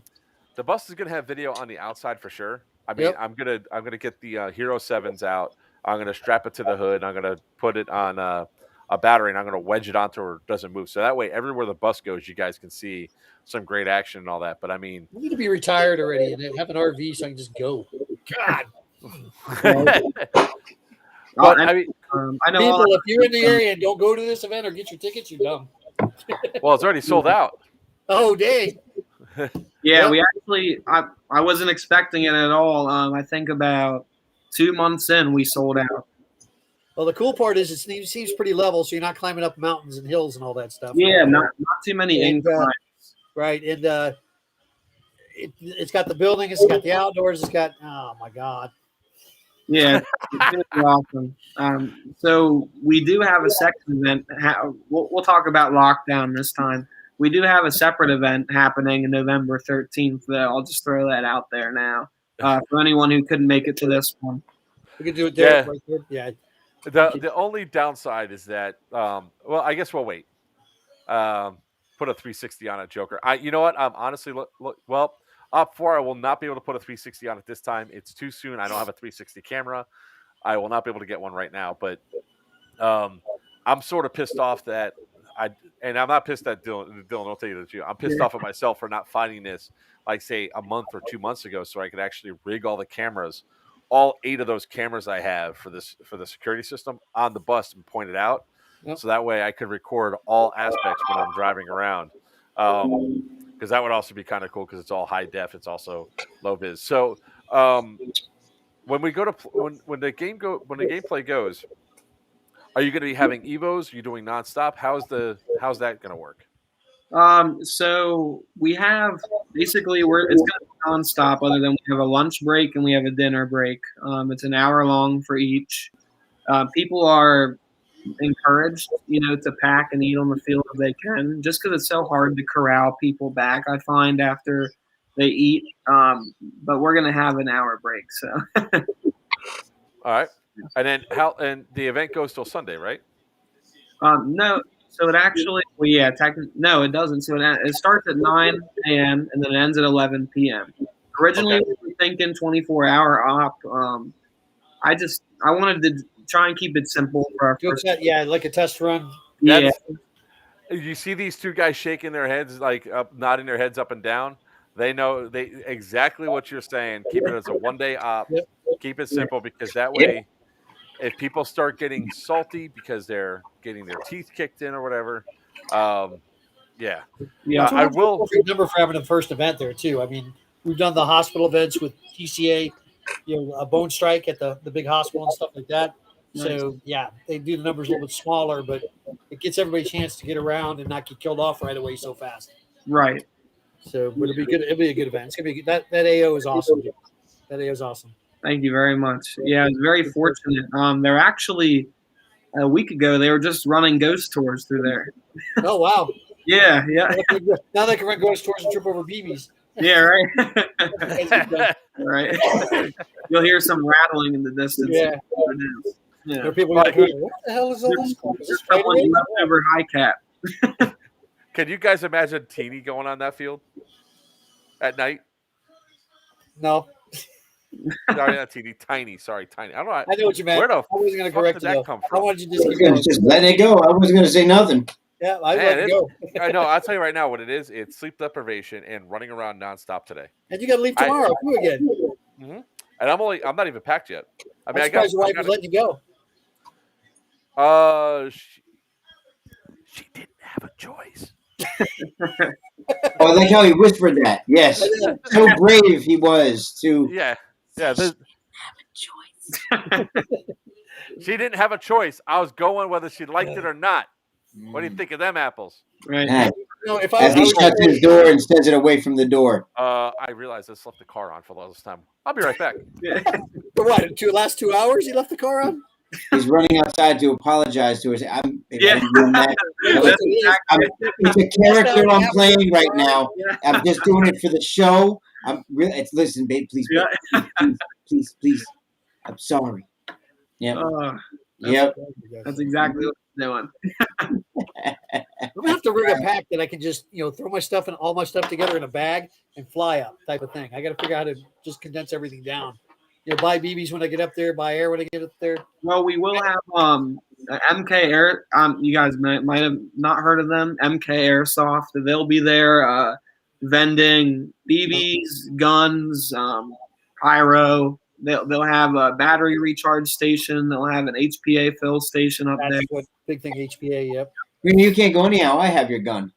I know I can't. Yeah, I know. All you're doing is tuning it up for me. You know what I might do actually while I have it? Can you imagine getting that barrel set up? Get that. How much worse I'd be with it. What I'm probably going to do is what I should do. I'm not going to say probably. What I should do is exactly for that reason. You just said be able to ship everything out, like fly out with it all. Yep. You can't bring a bottle with you. No, you can't. But what I can do is I'm getting ready to put an order in for a Wraith, an MTW Wraith for a guy. Right. I can put another one in, and I can order the dual line. I'm not ready to switch to Wraith yet. Don't be afraid. Don't be afraid. Come on over. It's all right. Just make sure you use the same cartridges every time. Don't pick up the ones that people throw you and think you're going to be okay to use. It's bad. I had a hard enough time changing mags out. I'm going to change the freaking CO2 cartridge. So I just want to give context of what just happened, why I had to run away from the table. Oh, no, we explained it. It's okay. We got it covered for you. Oh, really? Take care of it for you. Yeah, I'm sure that was all nothing but bullshit. The truth was, because I have so much stuff going on, I also have a honeydew list when I got home. So my wife's X5 is at my father-in-law's shop. Are we supposed to be talking not about your personal problems? No, this is all Dylan's fault. This is all Dylan's fault right here. So because her car was down, he gave her a loaner car. Well, when I came home, she says, yeah, it must have been sitting for a while. It won't start. So I jumped it. I said, okay, well, leave it running for about 10 minutes. Make sure the alternator's working, everything else, make sure it's going. Ago. And then, of course, I started doing everything else I needed to for the stream. Totally forgot to go out the car for, 3 hours now. So it's just been running in the driveway. You don't have carbon monoxide sitting there floating around. It's outside. I don't have a garage. Well, so, all right. So, and that's all Dylan's fault because now I'm like rushing around getting all my laundry done. Hey, I'm sorry. Dylan, by the way, Dylan, we're sorry. Responsibility deflecting will be coming all weekend. Yeah. All weekend. He'll be deflecting. Also, he's really good. Like he's got a force field. Anytime responsibility comes at him, it gets right away. Not my fault. Right away. Don't you know that saying that will throw you under the bus and go through? Well, I have the bus. Yeah. Yeah, he's the driver. So, hey, give me. Thank you. Thank you, honey. I'm really looking forward to coming up there to do this. I mean, so much so that I got to get I'm charging all the batteries. I know I'm gonna. I'm gonna be doing it multiple times on the video. Like, man, I bet Wiener wishes he could be here right now. Like, I'm gonna do a Facebook Live of us doing this. Tag Wiener in it and go, ha, look what I'm doing.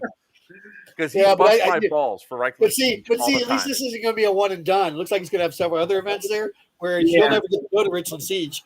Absolutely, we're going to have maybe 4 a year, and I'm really hoping to try and get even just walk-ons, happening over there too. That'd be cool. Basically, all half of the money that we make from the events goes right back into the facility, so we can restore it, so we can fix. Right now, there's tunnels that connect all the buildings underneath the ground. So we're using the money from this event to restore the tunnels. So next event, they'll actually be in play. Texting my boss, I need a leave of absence. Yeah. So the tunnels are the first project. There's just various other. We want to make sure the roofs are going to be good eventually, so nothing. Just keep up with maintenance and stuff like that. So we want to try and keep it abandoned yet safe. For players, we don't want to have worries. Is he still going to use it as a museum, or is he's done with that part of it? No. So actually, the people who own it, Big House Produce, they grow hemp. So they actually bought the property. Yeah, funny enough, right? I always get a laugh every time. Where the hell did all the players go? And what's that smell? We have a fire on the field. We have a fire on the field. Yeah, so I'm obligated not to say where the hemp is grown, but somewhere on the property away from the AO. They're growing. Somebody will get lost. You should not have said that because you're gonna have a bunch of people go, "Oh, yeah, have nose will travel." I heard there's a reconnaissance mission in play. Hemp recovery. We're tracking you on the Atlas app. You're way off course. No, I'm not. So you said there's other AOs similar to that around the general area, or I heard you mention something like that. For the most part, so right now we're kind of there's actually it's really cool over in Philadelphia. We've been talking to the borough. We found a high school and a middle school. They're actually right next to each other. We're trying to get permission to go there, so we're still waiting on, talk from the I think Parks and Rec, something like that. Yeah, we're waiting on that back. And we need more of that around here. You just give me some ideas of places to look for around here too. We got to have another one in the southeast soon. Yeah, I hope I really like what I'm doing, and I hope one day maybe we can branch out farther than just Pennsylvania. Maybe we can go to Maryland and then move on from there. But everybody has to start somewhere too. Yeah, exactly. You have a lot of good teams up in your area there that usually come down to the southeast. So, really? Tom was on here earlier with the Dark Horse 6. I was going to say everyone except for Dark Horse 6. Yeah, everyone except for a bunch of great teams except for them. Yeah, those guys. Yeah, they get mad at they like cheat with smoke and shit. We're waiting for. I'm waiting to see if he's still watching because that's he's not watching. No, I see. Whiskey just commented. Yeah, whiskey's up there. I mean, this place looks like there's going to be some awesome firefights. It just looks like it's going to be badass. Oh my gosh, it's like going. It almost looks like you're in a mall too, to a certain extent. You know, like Richland Malls. Right. I know what you mean. It's just such a wild area. Yeah, we can't wait. It's super cool. It's on top of a mountain, actually. The views are pretty nice. Very secluded. Very cool. Yeah, it's this. Like looking at this, and I mean, hell, if that building actually has, what is that? The administration building that's up right now. So. Looks like a story, I guess, to explain that structure. This property had 3 uses. So at first, it was a tuberculosis hospital for people. Yeah, very. Very. Can't wait to play there. Yeah. So that was actually one of the buildings that the patients were kept in. So after that, it was turned into a mental asylum. Yeah, and then after that is when that's where Papa belongs. Yeah, it's all fun and games when somebody loses a lung or their mind. Well done. Yeah, quite the history. So then after that is when it turned into a prison. It actually closed, I want to say, 8 years ago. So, oh wow! Yeah, it's pretty recent. So to be honest, everything's in pretty good shape. They kept up with it. We found the logs from back when it was a prison, and they kept up with it up till the day they closed. So the owner of it was pretty approachable. Then I take it. Very approachable. I was shocked. I didn't know it would be that easy. I had no convincing anything like that at all. They were open to it. I shot my idea to them, and they were pretty excited about it. So we lucked out. Op4 Airsoft team asked, would you guys travel to Puerto Rico? I know of hospitals and schools and other awesome places for events. I'm always looking to travel internationally to have to play Airsoft. That's why we're coming up with Dylan, I haven't even mentioned this to you yet, but we're having what we call Pew Pew at Sea coming up on the weekend of April 8th, where we're actually taking a bunch of airsofters onto a cruise. We're not playing on the cruise because that's heavily frowned upon by the cruise. We are trying to rig it to where we can play in the Bahamas, but it's actually ship goes out of Miami April 8th through the 11th, so it's right at the end of beginning of spring, I guess, up there for you guys. For us, we don't know the difference because we only have 2 seasons, summer and slightly less hot summer. Yeah, right. So the cruise is for an interior cabin per person is only $563. That includes the unlimited drink package, so you can drink to your heart's content. And some of these guys that are going, yeah, well, they're going to make up $500 just by drinking alone. Yeah, right. But this is so if I can tell you right now with the interest, I didn't even look at the facility. I didn't have time. I didn't have time to research anything. I mean, I think maybe 3 hours ago is when I asked you, what's the address, by the way? Yeah. I had the general area and I was like, okay, I was able to map it out, but then I didn't look at the facility. I waited till you guys got the real reaction online of me looking at this thing. And wow, I'm stoked, like legit stoked for this. I can't wait to go out there and I can't wait to be part of one of you guys' first game. I like doing inaugural stuff. And yeah, Whiskey, as soon as Whiskey heard unlimited drink package, he's like, I'm all in on the cruise. Yeah, pretty much airsoft is year round down here in Florida too. That's what it's great to be closer to the equator. It just sucks with the heat and all that. So what's the temperature normally like up there at this time of year? So we looked, and actually, I'm glad you asked. Everybody bring a poncho who's coming. So there's a 40% rain for about 4 hours. But other than that, just cloudy. It's going to be between 70 and 80. So ideal, weather for airsoft. Low winds up until it rains. Yeah. That is my place to play. Holy crap. That place looks kick-ass. Yes, it does. I mean, I wish I would have known about this just a few weeks earlier, man, because then I probably could have helped you bring some more people out there. I could have more of my buddies come out. Maybe I'll have the second one. And he does it bigger. I tried to see if I can get like my right hand man to come out and be like, "Hey, Dylan, I need one more ticket for my buddy Tinker to come." Thank you. Because it would have been great to have somebody out there. But hey, look, I get to go up there. I get to meet new friends. I guess whiskey's a friend. Yeah, it's not best. Yeah. But this event looks like it's going to be really awesome. So I mean, obviously the key point is, as long as your reffing's down pat, there's plenty of objectives and fragos. That AO is going to do it. Absolutely. So courtesy of whiskey, we have about 6 refs coming. Okay. Cool. Yes. So I'm really hoping we have one dedicated to the bus. I know there's going to be a lot of trouble, maybe backing that out of corners here and there. I trust your piloting skills. Yeah, it's. Yeah, I also he's all right. He pats himself on the back a lot, but he's a good driver. Yeah. I do need somebody that I can trust to have backups. Like when you guys go to do the safety brief, I'm going to do my safety brief at the same time, which it's going to make it sound like I'm an angry man. Yeah. But I have to stress the fact that it is a 16,000-pound vehicle that is moving around.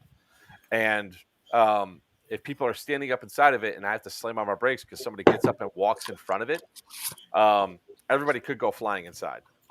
And what I mean by flying, I mean flying.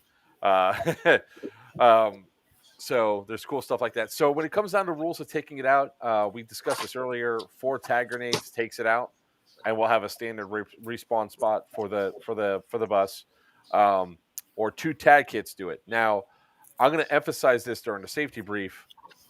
Don't aim for the windows. There's plenty of space for you guys to hit, and it would probably need to be also really emphasized. Don't aim at the gunner, the turret gunners, or any of the gunners with any tagging shells, and don't shoot them with BBs because that's the last thing we really want is somebody to get hurt. And I'm not doing it to protect the vehicle, guys. I'm doing it to protect the people on the AO. So I really don't mind it getting hit with tag rounds and everything else. Just let's try to take a little bit of safety with this, and definitely do not throw a grenade in the bus. No, please do. Please protect my plastic glass. Asshole. Oxygen's on the bus. I'm gonna blow it up. Don't listen to him. Now I'm glad he's not going. Right. Grenades under the bus will work just fine. You know, I would not even throw grenades on top of the bus. Just underneath the bus. That's good. Around the bus. That's good. 15-foot kill radius for grenades I think is fair. Would you agree, Dylan? And then we'll make sure whoever shooting. You can read his outboards and go by his rules, not yours. That's pretty much where we were at with it too, though. It works out pretty well. Usually, I find. So, and then we'll make sure that whoever's using the gunner positions understands what 60 feet is, and on top of that, people have to understand that the turret is also 14 feet high. So, while it might seem like the bus is a little bit closer to getting shot, look up. Right. I was hit by that guy before. Because I'm a good technical driver. Because I'm a good technical driver. And Marley's got some aim. So at least you have your next date. So honestly, what I would suggest is as soon as you have, if this event goes off really well, and I'm sure it will. It will. We're just only going to say positive things at this point in time. If you already have the date locked down, I would start announcing it that Saturday, and even probably give like an early bird special. Absolutely, that's exactly what we were planning. We didn't want to announce it before lockdown and outshine it, but we want to announce it early enough where people have time to plan, time to get out there. I know not everybody could just drop their hat and go. I'm a rarity. Yeah, not all like Mark over here. Ain't that the truth? Thank God. Yeah, we all every day. Right. Thank you. Thank you. Yeah, but we want to have like a consecutive D2. We want to have enough room where people can plan, but also keep them coming. Yeah, you want to keep you don't want people to get burned out on an AO too quick. Right. You know, that happened a few times with like some of the events got booked for GTI back to back, like over the span of like I think it was 3 months. There was almost 8 events in 3 months, and it's like, why do I want to go back to GTI? I was just there 2 weeks ago. Right. Yeah. So I mean, hell, if somebody pays me, I'll go anywhere. But you know, a lot of times I'm paying them, and I'm like, I don't think so. So for those of you who don't know, for Operation Lockdown, we are coming up with the battle bus, or I should, by we I mean me.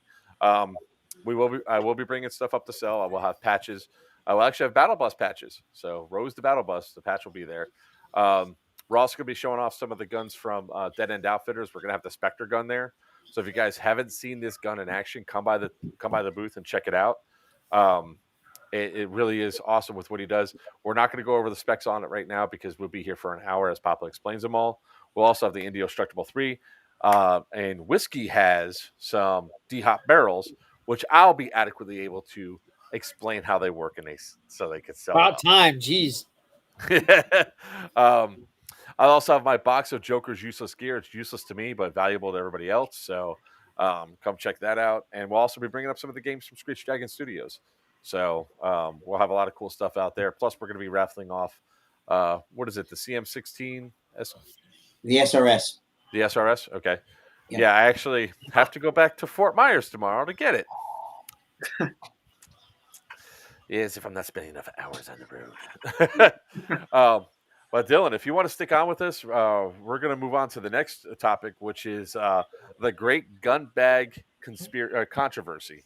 So you're welcome to hang out with us and interact with us on the thing. And if there's any new information that you want to share out, just feel free to interrupt and come in. So absolutely. You on the admin building with me? What do you mean, Whiskey? I have no idea what he's talking about. He's drinking already. Okay. Whiskey tends not to know what he's talking about. So it's okay. We actually have, I think what he means is we actually have a building that's set to the side just for admins. He's going to be posting up there and vending all of his gear out of. Oh, yeah. Yeah. I think. Damn, I'm going to have to be right next to Whiskey. Yeah. So for our next topic is the great gun bag conspiracy. So, controversy. So I just want to put this up there. Mm-hmm. Has anybody seen this bag? Please call Papa. Yeah, this bag right here, his gun bag. So first, some backstory. I was the pack mule that brought all of Papa's gear, all of Marley's gear, all of Wiener's gear, and gear for Bo and myself. I had to rent a U-Haul for it. Hang on, we don't have any sad music playing in the background. Maybe we should turn that on. Get a violin going. We can all feel bad for you. The day before I left, I had to go to Fort Myers to pick up everybody's gear, except for Wiener's, who I was going to meet along the way. So go over there, pick up all the stuff. They load it into the back of the Navigator. It's packed in nice and tight. I go home, get the U-Haul rental, attach it to my Navigator, load the U-Haul trailer up nice. Wiener's saw was packed nicely when I had left plenty of space for his stuff. Drive up there. We get up there, and then Papa goes on Friday when we're in the process of setting up and everything else, where's my gun bag? I'm freaking out because I thought maybe my daughter took it out of the back of the Navigator and brought it into the house like she did with Toucan's backpack. I saw his backpack. I put it back inside the Navigator, back inside the trailer because she took it out of the Navigator for me when we were switching over vehicles. And Papa gave me nothing but shit. Big bowl of steaming pile of shit all day long. At the end of the night, I got Wiener from the airport, like 8-something at night, pick him up, and we have to go to the field to get his gear out so that way he can get dressed in the morning. Because obviously I was unaware that his shit that he needed for the morning was going to be inside the totes. He sees me go inside the trailer, and he hears me bellow out, "That little fucking asshole, I can't believe this shit."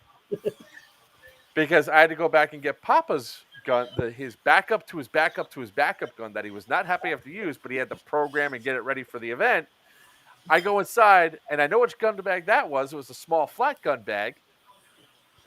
I see his fucking gun bag there. All day, I'm feeling like garbage. I'm having my wife search my house. My wife goes, it's not in the house. I guarantee it's not in the house. I'll do that thing that you want to do. If you find it in the house, I am that certain of it. It's not in the house. I know what a gun bag looks like, Mark. She's giving me so much shit over this damn gun bag, and it was in the freaking trailer. Greg. Oh, are you talking? I'm sorry. I just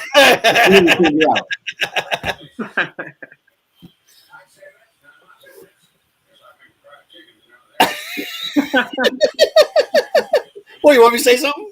Yeah. No, I was waiting for him to unmute. Because he went from deflecting to avoiding altogether. So I was waiting for him to finish. He was never on mute. I've never on mute. Yeah, nobody else sees that. It's okay. Mm-hmm. Are you done? I'm not. My hand. No. Are you done? Oh, I am done. Definitely bitching at you. Because you skipped over the entire piece. The entire. I thought he had everything. It's okay. No. Wait. Let him give his excuse now. Go. I have zero excuse.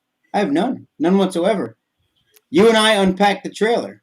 No, you unpacked the trailer. And I'm done.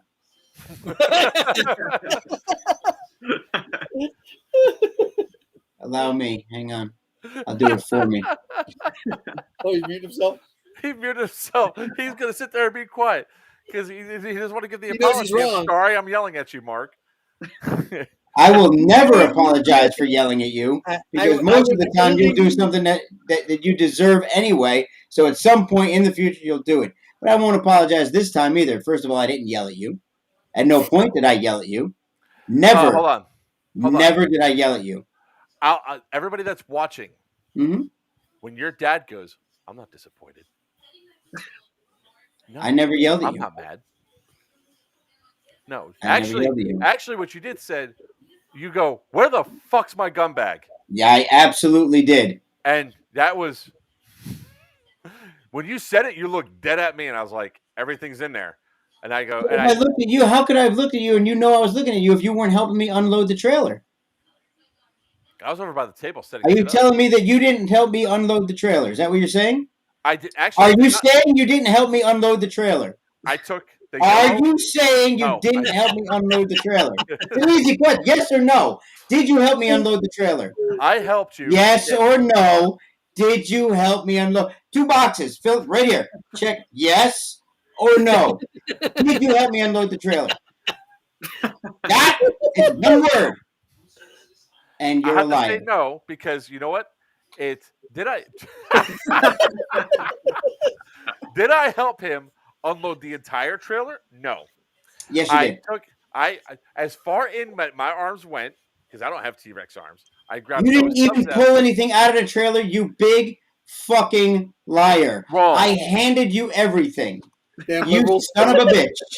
You son of a bitch. You son of a bitch. I took out the yes I did. I took out Wieners. I took out both the Wieners bins because they were right there. And I also took out the one yellow top bin. I moved it over and I grabbed How did you take out the yellow top and it was pushed further back? No, there was three yellow tops and one was towards the front. I grabbed that and pulled it out. And I also took out the game boxes and put them over there because I set them all up and I started to set up tables and shit. Then you started handing me stuff out like tables. You handed me tables, chairs, and the Wiener's big brown duffel bag. And at that point, you jumped out to go do something. I started setting up tables because there's not a chance in fucking hell I was walking into the back of that goddamn trailer. Because going like this. As tall as you are, and as short as that trailer is. My back was crazy. So let's see. Greg actually missed the gun bag was found. Wait. You found the gun bag where? Not after it was put back into the trailer. So where do you remember seeing the gun bag? When he said. Where do you remember seeing the gun bag? Shut up! I'm telling you right now. I'm going to. It's like Jesus Christ. When he started yelling about the gun bag, there was both. I had set up both the Wiener's director's chairs, and Marley's green bag or gun bag was on top, his green case, and right behind it was the black gun bag, which I'll remind everybody looks like this. Which Oh, what the hell? That's cool. There we go. That was kind of cool. This gun bag right here. I didn't know which one was his. The only ones I remember him having in the past was either his big ass green bin or the small flat one. I really didn't remember this one at all. So when I'm giving all this, what you're saying is you did see it. Yes, it was on the ground because you had taken it off the trailer. Oh, I did. Down. Yes, I didn't touch it. I didn't touch it. I put it on the other side of the tent. You put it down. Right I took it from the trailer, walked all the way around the tent, and put it on the other side of the tent. Walk around it. You went right through the damn thing. Yeah. See, this is what happens. What goes on now? I don't know how it got back in the exact spot. I know I put it at when I loaded up because after I saw where it was on the trailer, I was like, that little. I swear to God, I was cussing up a storm. I got because Wiener saw it and he got out, thought I was hurt. Yeah, because the trailer went like this. The trailer flipped up, and that's why I came out. Now I didn't. Now once you found it, I have not denied the fact that I must have handed it out to you. But for you to deflect and deny any involvement at all, shame on you, sir. Shame on you. I asked, "Is this bag yours?" You said no, and it was because you were looking at Marley's bag, not the bag I was pointing at. Because you were pointing at Marley's bag. No, was it? No. From your perspective, you might have thought it was that way. See, you're low to the ground, Greg, so give him a little leeway there. Yeah, he knows that. He says it enough. He knows. He knows that I have no downward perspective. I love how Dylan's sitting through all this going, oh, shit, should I leave? Mommy and Daddy are fighting. Holy cow. I'm just enjoying the show. He's got a front row seat. He's like, I'm in this shit. Holy crap. So you had to have moved it out, but I don't know whose gun case is whose. The only one I knew because I recognized it before was Marley's, which was sitting on the chair, but I pointed down at the ground. But from your perspective, you probably saw me pointing at his. So the thing was, I was given so much shit for forgetting his damn gun bag. Mm-hmm. Yep. Now, I could have been a total asshole and left it in that trailer. Could have been. I left it in the trailer, so you didn't use it all weekend and go, oh, what's this? Sure. But but inside, that little teeny tiny piece of guilt that you have, that we like to call a conscience, that you keep shying away from. And you said, I know I must have had something to do with this. I know I saw it before because I remember seeing it. Maybe I should bring it to him. No, as soon as I saw it on there, I realized that gun case had to have been your gun case because it was not the small flat one I was looking for. Which, funny, I didn't even bring that small flat case back to the hotel. I was like, this little bastard wants this one. And then I put it on the bed, and he didn't even realize it until he looked at it. I was like, and then he goes, where was it? Yeah. It's true. Yeah. I think Bo had something to do with it. He's not here. So well, I'm pretty sure Bo's actually the one who put it back. I'm 99% sure that's what happened. Yeah, he started pretty loading sure he's stuff the one on, who put it back. and because he got on there, and I think he's in fact, when I play back some of the stuff inside my head, I saw him lift up something black and put it in there. So he probably put your gun keys right back in the spot I put it, because that's where I put all the guns. I put your bag in first, and then I put all the hard cases beside it because I had your big case, your green case, all the hard case rifles and the soft case rifles against the side. So it was just like, I was sitting there going like this. I was freaking out because I was like, I don't like leaving. If I leave something in my behind, that's one thing, because it's like, all right, that's on me, whatever. Either I didn't need it or I'll get something else. And allow me to reiterate something that I was told that I should not be. I remember explicitly saying that I had so much anxiety about not traveling with my stuff and about being rushed to put my stuff together and give it in advance and not be able to bring it with. Remember that? Remember me saying that? Yeah, it still got there. Oh, yeah. If I left it at home, that'll be a different story. Because, I was like, because I was right in my statement that everything went into the trailer. There it is. Did you catch it, Wiener? Nope, missed it. He was right. I was right in my statement that everything went from the Navigator into the trailer. I was not wrong. Now, he might have handed me that bag and it might have got put down, or he might have taken it himself and put it down And I think what more likely happened was when I came out, several of the gun cases were already out of the trailer. He might have taken it out, put his stuff down, forgot where he put it because he did that multiple times throughout the weekend. You think I would have? I might have forgot where I put something. You think I would have forgot taking my bag out? I'll say it like this, and I'm going to say it with all honesty as a friend. We were on this level with getting shit set up. Mm-hmm. And the way that we were both like in manic states trying to get our shit set up, and the fact that we were traveling so much and things go on, you might have just took stuff out, put it down, forgot that you put it down, and went on. You know, it happens. Nobody's at fault here. Nobody's at fault, Papa. Nobody's at fault for not realizing that their gun case is there. Well, at least I get to fall under the umbrella of guiltless blame. All right, that's good. I'm actually going to start a new clothing line. It's going to be a bunch of Hawaiian shirts that have symbols for force fields, and it's guilt force fields. So no blame will ever stick to you. It can always be deflected. That's exactly what it will be. Get there, yes. And then when we get back to the hotel, he's immediately thinking that Wiener and I are now in on it. That we're with him. And I'm like, I wish so much that I had brought my dash cam and had the dash cam recording when I went inside that thing, because the level of obscenities that I was yelling while I was inside that thing. I think he even said something about you got to fill up that quarter jar. Oh, that quarter jar would have been overflowing because I was like. I would not have put it past Wiener to agree, because Wiener is a very agreeable man. And he's like, I don't want to get in the middle of this shit. No. I would not have put it past him, but he's also an honest man. So at the same time, if I called him out on his bullshit, he'd be like, all right. So I believe him, but I would not have put it past him, and I definitely wouldn't have put it past you to be like, don't you fucking tell him that I found this shit under the truck or some shit like that. Right? No. I would have already divulged. If Wiener wasn't with you, I probably still wouldn't believe you that you found it in the trailer. Squirm. So I would have already divulged that because I love watching Mark squirm. Exactly. He would have been like, he would not have backed my play on that at all. He would have been like, hell no, you pulled that out of the toolbox like you tried to accuse us of doing. I was going to say that too. When I saw that shit, I was like, dude, you know how much I'd hardly ever get stressed out. How much anxiety you've had? Yep. And I don't get stressed out. I don't get anxiety. That's why I don't have any gray hairs. That's why I'm a narcissistic little asshole, and I'm great in high pressure situations.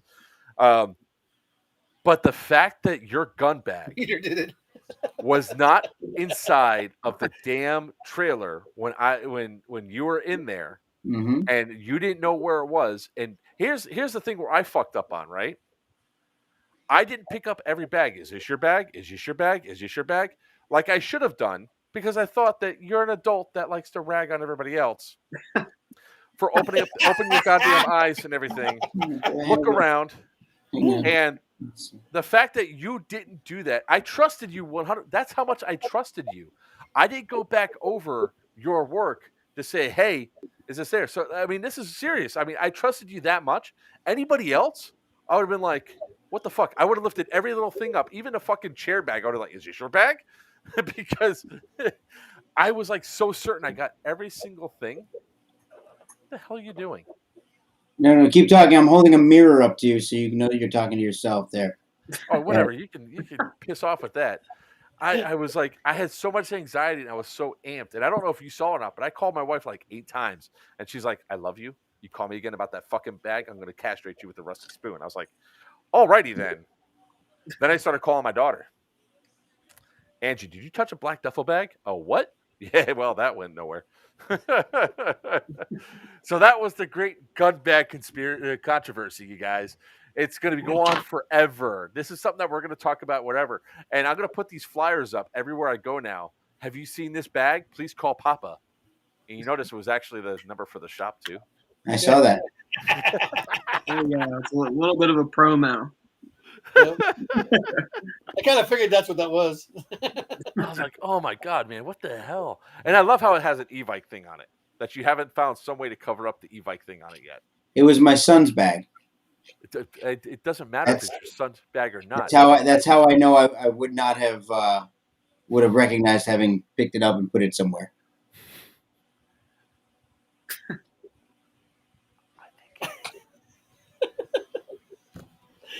We were in when we got there and we started unloading and we tried to get up. We wanted to get set up fast, and we had a lot of stuff that we had to unload because there was so much shit that was everywhere. Literally, it was probably just one of those things where it got picked up and you might even hand it off to me. I don't recall ever touching that bag at all. I just don't recall it. So it was probably just one of those things where we're taking so much stuff off, and we had so much shit in our mind that we were running through to get set up, to get people going, and then we were already throwing stuff on the table, and people were walking up while we're unpacking. It's not our fault, but it was damn funny after it was found of what happened. It was not funny to me during the thing. In the end, it's funny as hell. And if I didn't say it, I will say it now. That I apologize for blaming you for leaving it at home. Thank you. Well, but not for losing it in the trailer. You still fucking hit it, but I apologize for blaming you for leaving it at home. What is great though is I came home with Wiener's weights. Yeah, he's got my weights for the tent, so he looks like he got himself a set of weights for his own tent. And that was you knew where that shit was. What's that? You knew where that fucking bag was the whole time. I did not. I swear to God, man. If I would have known where it was, you know what it would have been? It would have been one of those things that I would have done it with a crowd of people there. I'm like, are you talking about this fucking bag right here? It's been here the entire time, Greg. What the hell? No, that would have been the perfect comedic timing to do it.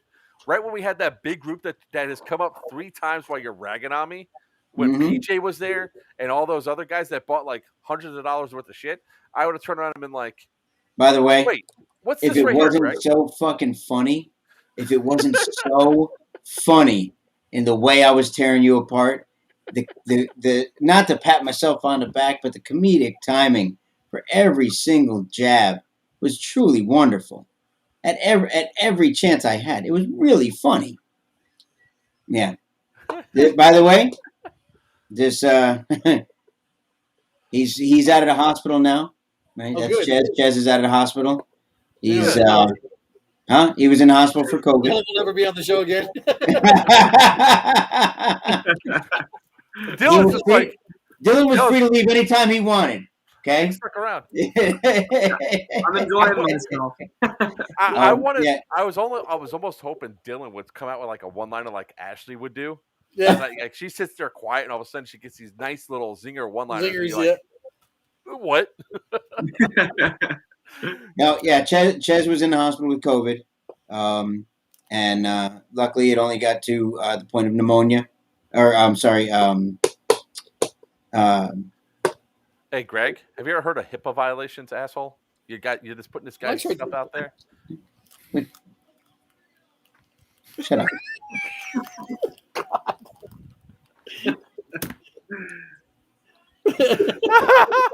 Are you done? No. Are you done? It's your stream. What do I care? You're the one responsible for it. Oh, God. We have 11 minutes before I got to go, and I got a pack to go up to fucking Pennsylvania. Thanks, Dylan. Thanks, Dylan. It's a beautiful state. You'll enjoy your stay, I promise. I've been up there, man. I was up there for Bad Blood. I mean, I don't mind traveling. It really is a beautiful state. It's just that you should give Tats a call while you're up there because he lives in. I already called him to see if he's going to come over. He's like, yeah, see if he'll come over. Yeah. I was like, he's how close he is to the AO too. I think he's got to work this. No, he's got to work that weekend. He's got. There's like, it's not a Lion Claws event. He doesn't want to go. He doesn't work.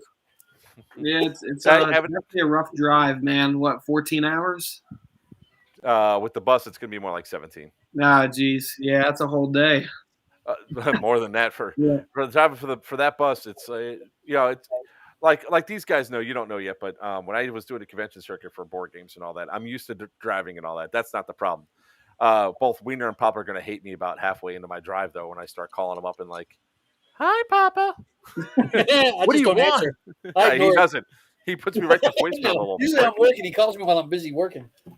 But I mean, we got 10 minutes left, so we're just gonna start winding down and wrapping this up. I mean, I'm really looking forward to come up. So we like to joke around. We like to clap back. I mean, we're looking at having a really good time at this event. With this weird shit, you bringing a mouse in your pocket because we're not going to be there. Yeah. Damn. That kind of sucks for you now, doesn't it? Someone sounds a little jealous. Dude, Dylan, you have no idea how happy I am that he can't go, so I can rub this into him. Each time he comes at me with Dylan, you're gonna have another event there, so I'm golden. Yeah, yeah. Well, he'll have his chance, but don't worry. You'll have it. This to hang over his head for a few months. Yeah, just a few months. Yeah. Now, what we're gonna do is I'll reach out to you, Dylan, and tell you. All right, plan it on these dates because that's when TCA's having their events and he can't go. But Papa's looking forward to coming up the next one, right, Papa? I think he's on mute still. No, he's not. No, he's not on mute. He's not on mute. He knows he's not on mute. No, he's not on mute. You're stuttering again. You're jittery. I can't make out what you're saying.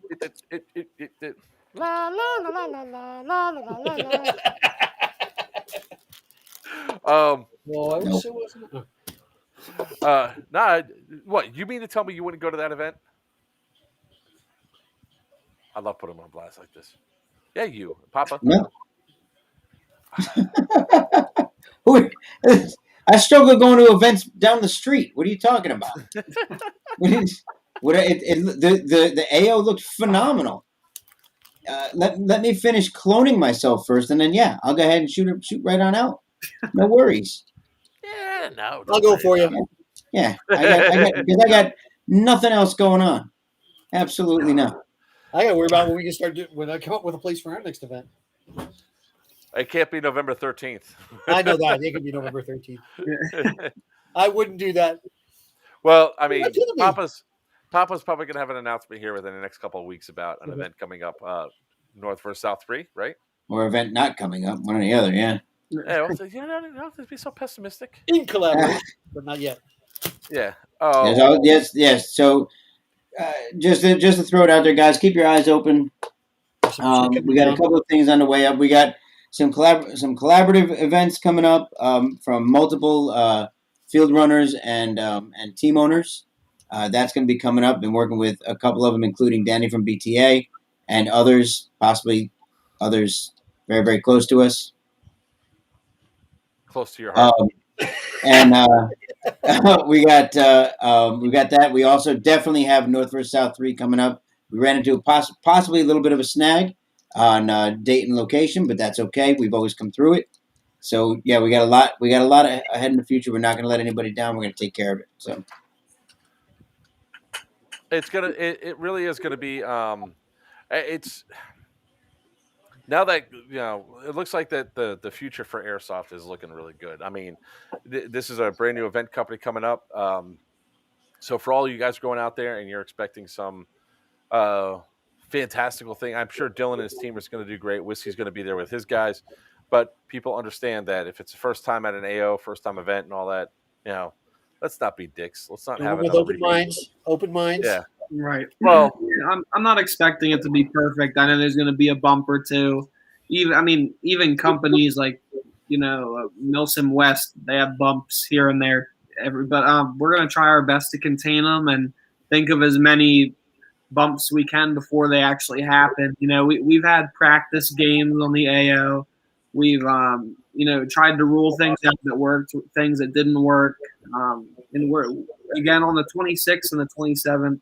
We'll be having 2 more practice games just to make sure the changes that we did make from the last one worked or they didn't work. All you can do is trial and error as much as you can before the actual day of the event. Yeah. So if you guys are coming out there, again, just don't be a dick. Understand that this is a new AO. Let's not screw it up like some other airsoft events have happened where they open up a new AO and 6mm airsoft. That wasn't even their fault. That was a lot of the players' faults for the way they acted and stuff like that. But, let's go out there, everybody with open minds. I mean, the bus is going to be out there. If you guys have feedback at the end of the event for how the bus operated, give it. If it's all negative and you just hate it, if good feedback's not, I fucking hated it. It sucked. Constructive criticism, guys. Constructive criticism. Good feedback would be something along the lines of, hey, the bus seemed to be able to was running too long on one team, and they were dropping people right on top of us, and we couldn't hit them or anything else. We had no real options. That's constructive criticism, so where we can focus on doing stuff like what happened at what was it? Sirius or no Iron? Stonebreaker. the teams dismounted and remounted the bus with the objective. That's constructive criticism. Now we did that right on the event. At the event, we modified, so we can do that. We can modify on the fly as long as it's not a safety hazard. So we are right at about the time that we're going to go and close out. So we'll go ahead and do our closing stuff. First off, we'd like to thank all of our sponsors for supporting us throughout the year, because we're just had our 1-year anniversary. So we like to thank Dead End Outfitters in their new shop in Newport Richey for all the support they do with all the. What? What did you say? I said Newport Richey. What?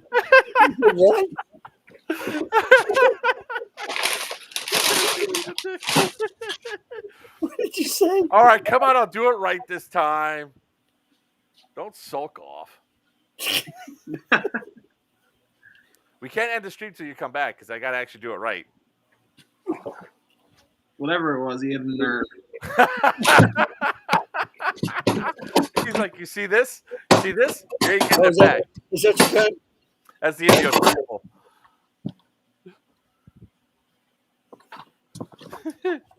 You can have your case back. Oh, he took the gun. This is mine. All right, guys. All right, to be serious and all that, so we're not screwing around anymore. We really want to thank our sponsor, one of our biggest sponsors, the guys that have been helping us out for the longest, that have been a part of this stream for so long, Dead End Outfitters. Go ahead and visit them in their Cape Coral location. It's brand new. It's 840 Northwest 26th Terrace. Am I right? Come on, tell me I got the address right. It's not even close. 840 is right. No, it's not. 860. Oh shit. All right, it's 860 Southeast 46th Lane, Cape Coral. I can't talk now. It's too funny. I was looking for you to give me the address. How many times I know how to drive? What are you looking at me for? You're the one doing the announcement. I'm doing this to you to give me the fucking address. All right. All seriousness. Yeah, that was my fault too, Breener. Did you notice that? That was my fault also. Yeah, I noticed that. Yeah. Yeah, that was your fault. 860 Southeast 46th Lane, Cape Coral, Florida. Thank you. He has everything that you guys need for airsoft. He can do. Yes, awesome he does. trades. Awesome shot. Check out that D-Hop barrel, the best patch barrel on the market. Works great in my MTW. It'll easily give you extended range shot. It's the easiest upgrade that you could do to your gun. It's one of the cheapest upgrades you can do to your gun, and you'll get increased range, power, and everything else. We also like to thank HPA Airsoft for all the support they give us with their BBs. We like to go ahead and thank Northwest Airsoft for their support, and Boneyard Airsoft. You better bring the. No, there's the distraction is the kid out there. So I'd like to thank Boneyard Airsoft for their support. Shockwave, yes, still around. And we'd like to go ahead and thank Black Ops Airsoft for the stuff they do, and of course our newest sponsor, Atlas Airsoft, for supporting us now, the Battle Bus Adventures and all that, and now Dylan and Central Penn Milsim for bringing us up to do this awesome event. So I am Joker for Players Wanted.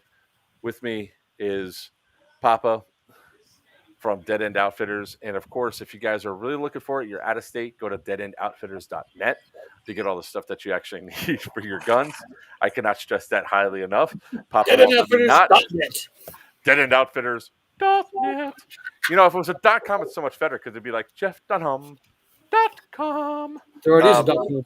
And we got Wiener down here from Team Punisher Milsim and Dylan Rouse from Central Penn Milsim. And until next time.